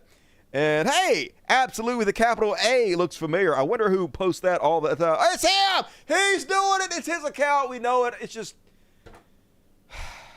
Oh, God. Whatever, America. Whatever happens, I'm good with. I'm ready to die just to watch you guys die with me. But good news, X apparently has lost 11 million users in the EU over the past 5 months, and more! Literally, the only reason I'm on X at this point is because it's my job to cover it. I wouldn't be anywhere near the motherfucker if I didn't have to as a journalist. So please, please, Bell from X, I will tell you everything you need to know from that trash-ass website. No need to have your own account. I got you covered. And...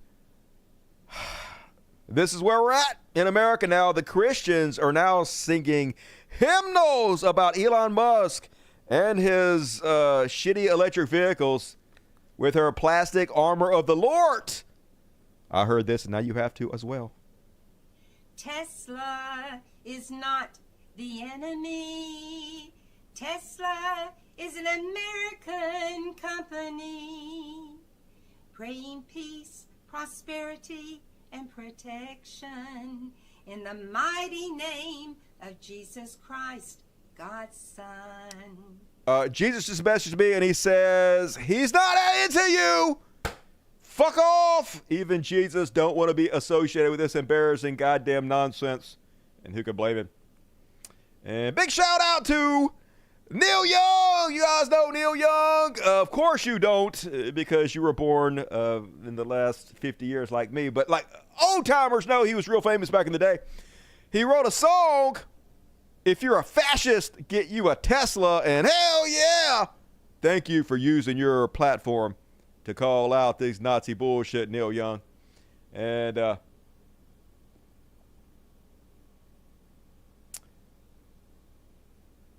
speaking of Nazis, I actually had to look this up too because I didn't believe this, folks, but it turns out this also is true. And it's weird that I didn't believe this because I predicted this. I predicted that a lot of the car tariffs that Trump was putting on were specifically put in place to help Tesla, to hamstring all of his competition, to give them an unfair advantage in the marketplace. Elon has spent like $300 million on Trump's administration so far. What is he buying with that money? Well, apparently only Tesla is exempt from the new auto tariff thanks to 85% domestic content rule. Yes, we only have one car company now in America that's exempt from the tariff rules. And that's because the tariffs were 100% designed on purpose to ensure Elon Musk was exempt from them while all other car companies are not, so that nobody can compete with Elon Musk. And that's where we're at in this country, folks. Crony capitalism all goddamn day long. No more free trade, no longer fair market. And case in point, folks, somebody could come to your house and stab you. They wouldn't get 20 years, folks. They could come to your house and they could stab your child. They wouldn't give them 20 years. They would negotiate with them. They would plea bargain because that's how the system works. But if you burn or damage a Tesla car, 20 years in prison with no negotiation whatsoever, because our vehicles, the vehicles of our rich, of our oligarchs, are worth more than you are. You don't believe me? Here's Pam Bondi, the Attorney General, to tell you all about it.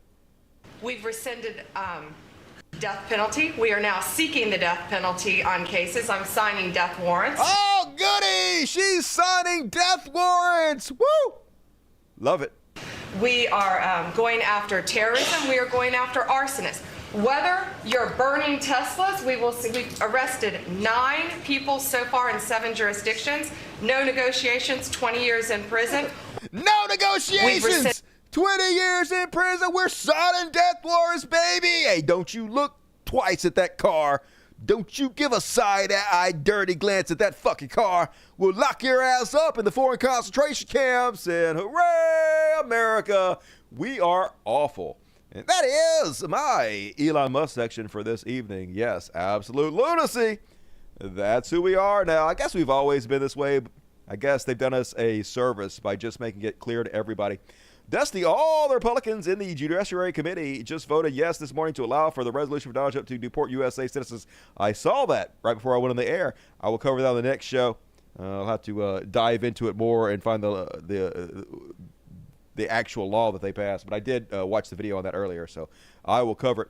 And all right, folks, hey, please get your super chats in. I need your help. If you're entertained by the show, reward me and the cats, especially this annoying motherfucker. I love you, buddy, but you've been super annoying tonight. You really want some daddy attention, don't you? You want some daddy attention so bad. And before I go to the next section, I forgot to read this. I need to read this. This is very important. I got a good goodie bag. Some awesome motherfuckers out there sent me a terrific goodie bag. Probably one of the best goodie bags I've ever gotten up there. This one comes from J.D. Finley. J.D. Finley, are you out there? J.D. says, hey, Dusty. Just got done driving to Michigan, and I went out on a date the other night. Hell yeah. I didn't realize it, but it was my birthday as well. That sounds like a good day. It was nice wrapping up my trauma with my ex's suicide in 2023. Yikes. That was a nice send-off for my 40 years of life turning 41. My mother lived to 42, and I visited my 96-year-old grandmother the other day. Here are some crackers and wine. Oh, yeah, wafers for Passover. Hell yeah, I got the blood of Christ in his flesh. Anyway, basically, I love you. You're great. These are to you and the furries. And sent me a whole bunch of stuff. Sent me Mango Gems. This is THC-infused gummies. More THC-infused gummies. Sent me these things. I never had anything like this. Last Bite mini sugar cone. It's like an ice cream cone, but the last bite of it, and it's weed as shit. Sent me a whole bunch of cartridges in this weed. So, man, what a very generous gift. I really appreciate you, JD, and that's so nice. Thank you, man. Made my fucking week, and I really enjoyed it. And I got a letter from... This one was from Paso. And let's read it. It says, anyway, ask me some questions. Where's the envelope? I love the fucking envelope. It's from Parker. Sorry, Parker Aguirre. I said Pascal. Sorry. Got this awesome little seal on the back of it.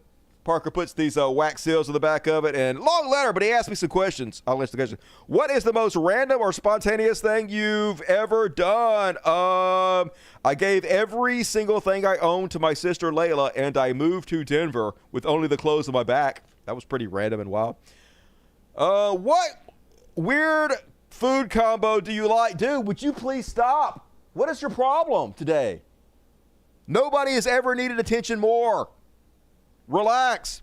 Weird food combinations. It's not weird to me, but some people think pineapple and pizza is weird. But holy God, I would literally not eat a pizza that doesn't have pineapple on it. Best fucking shit ever, in my opinion. And what's a moment in your life that changed the fabric of your being? When I decided to question Christianity and actually research it for myself and found out everything I was taught was complete fucking bullshit and my whole life was a lie. Probably that. Thank you, Parker. Glad to hear you're doing well. Your job sounds awesome, and good luck with everything. Nice to hear from you again. And all right, moving along, folks. Trash World. People are like, don't do combos, Dusty. I only have 2 Trash Worlds, so there has to be a combo. I can't just do 2. So we're doing a Trash World Free Palestine combo. Let's do it. And Trash World Free Palestine. And first off, on the Trash World, did you guys hear about the Pennsylvania funeral home that gave pet owners fake ashes? Yeah, this motherfucker under the jail. A Pennsylvania funeral home director allegedly built some 6,500 people out of more than 650,000 by promising to cremate their cats and dogs, but instead dumping the animal carcasses in a landfill and giving them pet owners fake ashes. I guess he went to his fucking fireplace, just dug it out. I guess, hey, it's a lot cheaper. Just throw your pet away, give you shitty wood ash. And man, that's sad as fuck. But at the same time, like, just, I don't know, just bury your pets, y'all, like normal people. Don't need no fucking ashes. And do you guys know that the girl who is on The Handmaid's Tale is a Scientologist? No, how are you going to be on The Handmaid's Tale and be a Scientologist? Scientology is like Handmaid's Tale 101. And also Michael Pena. You know who Michael Pena is? Michael Pena's, he's like the Mexican dude that's on every fucking thing. Let me show you Michael Pena in case you forget who the fuck he is. Michael Pena's this dude. Remember, he's on Ant-Man. He on all kinds of shit. Been around forever. Scientologist and also Scientology major. Why? How you gonna do that? Good God, so stupid, so trash. But whatever. I guess you have too much money. You need to get rid of some of it. And then on the Free Palestine section, have you guys seen these settlers yet? Louis Theroux's documentary that's gone super fucking viral. It's only an hour long if you haven't seen it. And you want to be enraged even more than you already are at the terrorist organization that is Zionism in the country of Israel. So this was one of the main characters on the show, and all he did was he just went and interviewed Zionist settlers. They call them settlers, but they're just terrorists. They're just terrorists that move into the area and kill, shoot, murder, maim, rape the people that own the land until they are forced to leave it.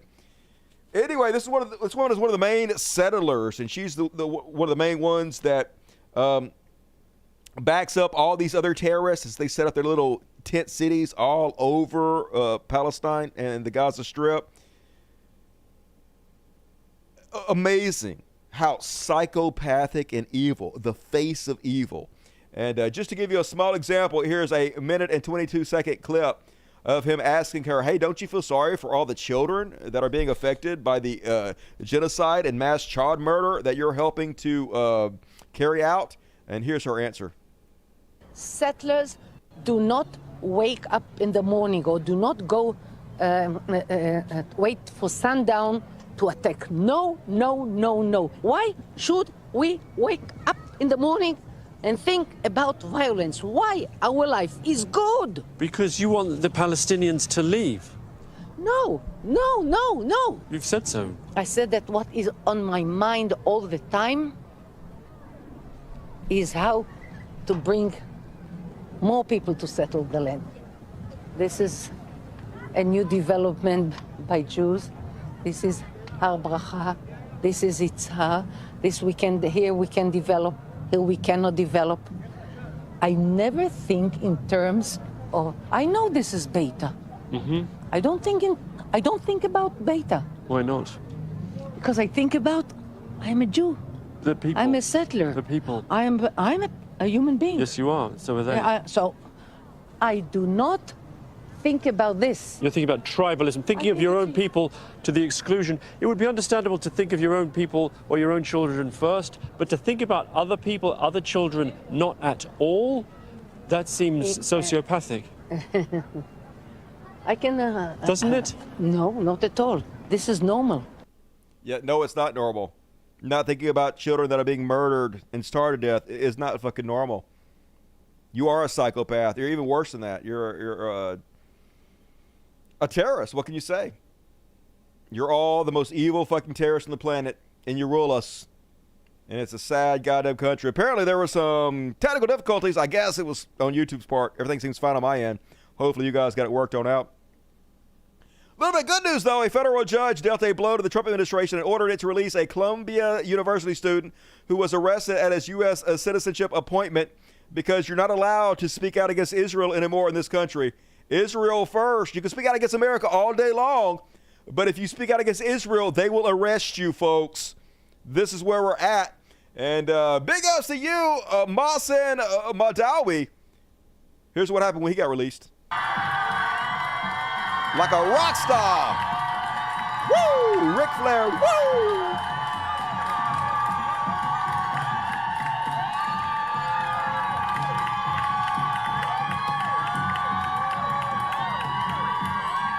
I'm surprised they released the guy. At least they're listening to the courts a little bit here and there. And more good news. I don't know if this is true or not, but I want to believe it, so I'm gonna. Fetterman campaign bleeds money. Yeah, Stroker Ace. Nothing but bad things for you, you fucking ogre. As he cozies up to Trump and Netanyahu, Senator John Fetterman brought in less than half his average haul over the last 5 quarters. It's fine. AIPAC's going to make that up. They're going to give him $1 million. We'll see if they can buy the election on his account. Hopefully not, though. Hopefully the Democratic Party will stand up against him, but I won't hold my goddamn breath. But hopefully nature will take its course before any of that happens. Go, go, blood clot. And all right, that is my Free Palestine for tonight. You guys want to know how horrible this week has been? I don't even have a Beyond Parody tonight. There's nothing even to make fun of. Nothing to end you guys off on a happy ending. So instead, we're going to do a religious bullshit, and I got one hero for you guys tonight. Sad state of affairs, but hey, at least it's been fun hanging out with you, right? And we've almost done 2 hours, so pretty good. If you like the show and you like overtime, please reward me. Last chance to get your super chats in before the end of the show. And also a pretty surprising religious bullshit, if you ask me. Let's go ahead and jump the fuck into it.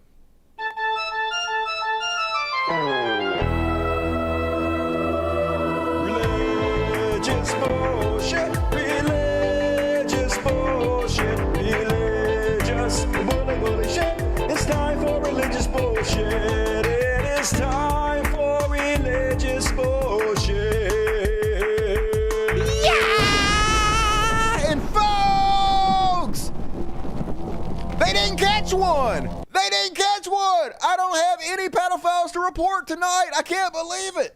I think this is the first religious bullshit I've ever done where I didn't stumble upon any youth pastors raping any children. No, I'm not saying that no children were raped by youth pastors over the last couple of days, that no one wasn't arrested for it. I just didn't stumble across it. I don't ever go look for them. I just report whatever just happens to be in my timeline. Didn't see any this week, so hooray! I almost consider this a win. But they're still doing a lot of bullshit worth condemning. Case in point, Cardinal says the next pope must defy homosexual lobby. Yeah, I think I speak for everybody when I say that last pope was too woke. Fucking woke pope! We need a real fucking bigot this time, and apparently they're going to get it, y'all. They're going to double down on the awfulness. I guess the Catholic Church wasn't already evil enough. Got to crank that shit up. And meanwhile, in this totally unfucking serious country, Donald Trump went public and said that he wants to be the next pope. And it's all a big goddamn joke. So here's Lady G, Lindsey Graham. I was excited to hear that President Trump is open to the idea of being the next pope. This would truly be a dark horse candidate. But I would ask the papal conclave and Catholic faithful to keep an open mind about the possibility. The first Pope United States President combination has many upsides. Watching for white smoke. Trump MMXXVII. Hell yeah. Maybe he'll get visited by J.D. Vance and go the way of the Pope. Fingers crossed. Fucking morons. And then SCOTUS, or as I like to call him, Scrotus, gonna hear a case on Christian charter school in Oklahoma. Apparently in Oklahoma, they're about to start private schools with public money. Private Christian schools with public money. So the end of an era, the separation of church and state. At first, they were just going to steal government funds, state funds, by funneling directly to already established private schools. But now they're literally going to make private schools directly from public money. And the Supreme Court is going to say if they can do it or not. Don't be surprised if the Supreme Court says, go ahead. Who needs the Constitution, baby? Indoctrinate and brainwash those children all day long. And then, you guys know what the coolest thing in the world is these days? Prophetic dance. It's true! Nothing fucking cooler than using your ability to pop and lock to glorify Jesus. Case in point, this badass motherfucker.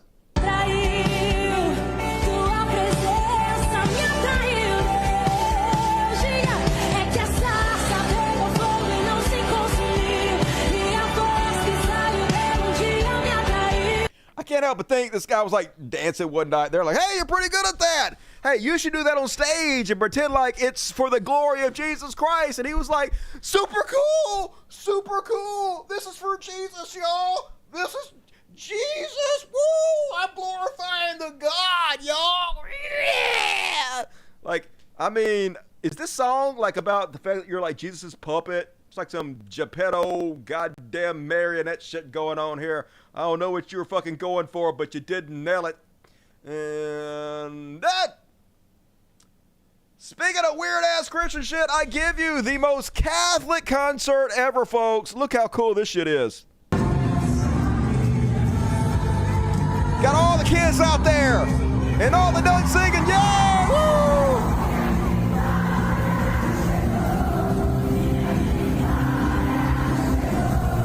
We are weird-ass nuns. We're so sexually repressed, it's unbelievable. We are married to God. We wear these frumpy clothes every day. We are the weirdest bitches on earth. God damn it, nuns, just become lesbians already. You'll feel so much better. Lick you some snatch. Good God, imagine being that sexually repressed, just creepy as shit. Get those kids away from them nuns. And last but not least on this week's religious bullshit, and hey, this is a message going out to all you ladies out there. Let's check in with Nigerian Christianity and see how that's going. Pussy! Hey, bring the camera, son. Bring the camera. All the young girls who want to make life with pussy, your pussy will perish with you in hell. May your pussy perish with you. Damn! May your smooth pussy, creamier pussy, and tight pussy perish. Your pussy! Man, they got pussy gonna make them go to hell. It must be some good pussy. I want some of that pussy. I'm just saying, mark me down for some of that hell pussy. I don't know. I want a double dose of the hell pussy. And all right, that is my religious bullshit for this evening. I got one hero for you guys tonight. So if you want to reward me for this amazing show I put forth for you guys, now is your last chance to do it. Gotta finish you guys off with a hero.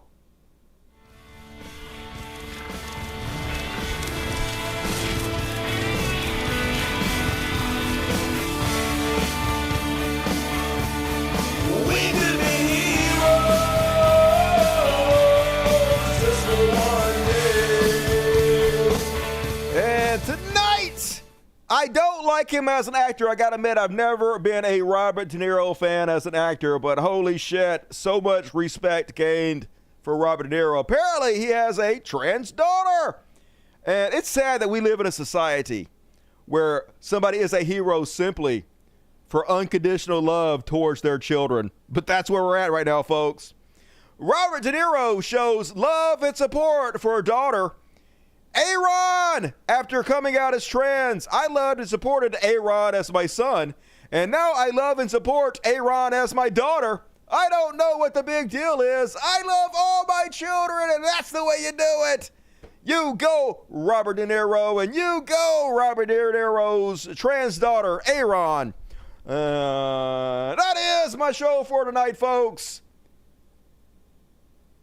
Please join me every Monday, Wednesday, and Friday, 8 p.m. Central, 9 Eastern. Now, here's the rub. They're never going to tell you about my show.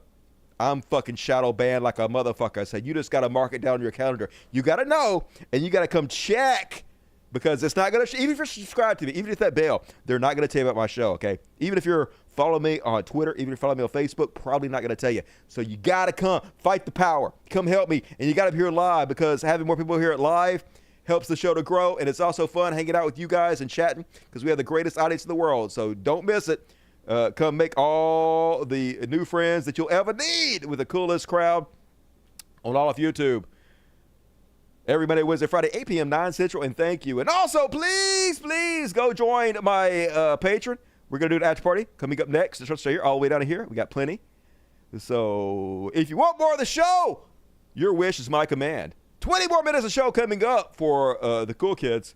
And all right, the rest of you, if you bail out, I will read the super chats real quick. But please hit the like button. Please share my videos everywhere you go. And please leave comments. If you're hearing my voice right now and you're watching a replay, type some fucking words into the little thing and hit the goddamn send button. Do it, please. God damn it. All right. Kevin Milligan, $20. This all reminds me of 2004 Battlestar Galactica, when Gaius Baltar, what a sex pot that dude was, won the election, having ran promising to abandon their ideas and change course for the barely habitable planet of the Cylon K. But I mean, in his defense, he had that hot girl in his brain. Like, he'd just be sitting around thinking, and then he'd be teleported somewhere having sex with a hot girl in his mind. It was super sexy and super cool. So, beyond reproach, Gaius Baltar. Love me some Starbuck. Wings of Shoe, $2. I'll take a Bible Man over the Elon cringe any day. True story. Bible Man was cool as shit compared to cringe daddy Deutsch further. And welcome to Dust Buddies. Sophie loves learning. I also love learning, and I love you. Appreciate you.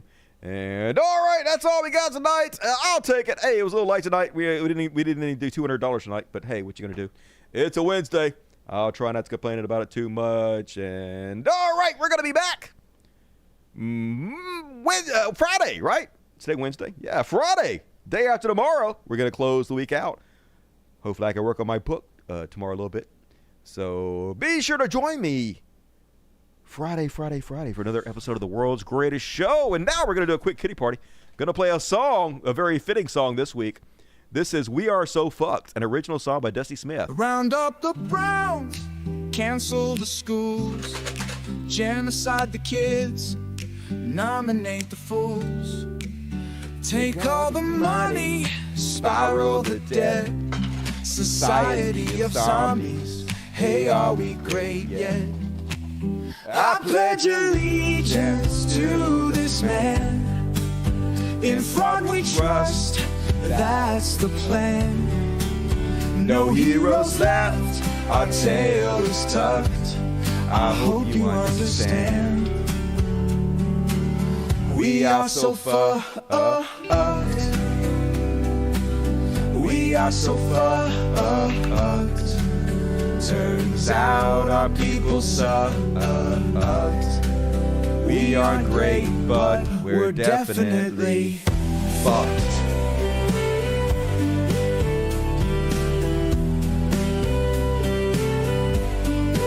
Such a dumb people, impossibly broken.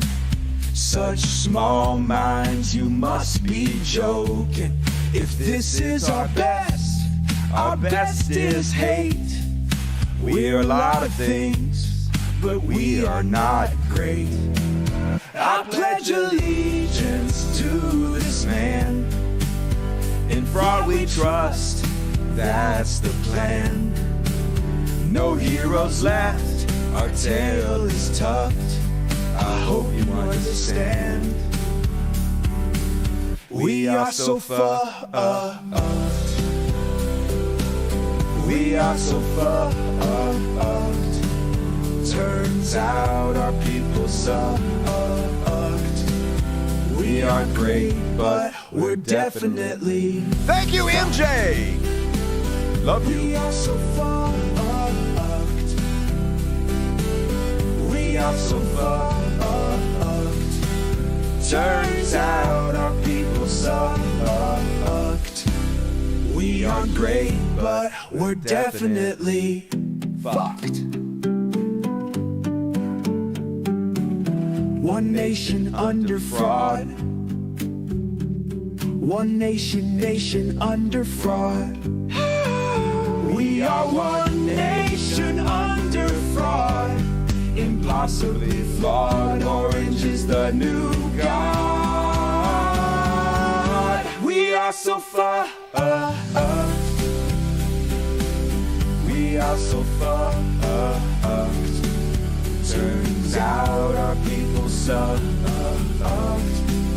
We aren't great, but we're definitely fucked.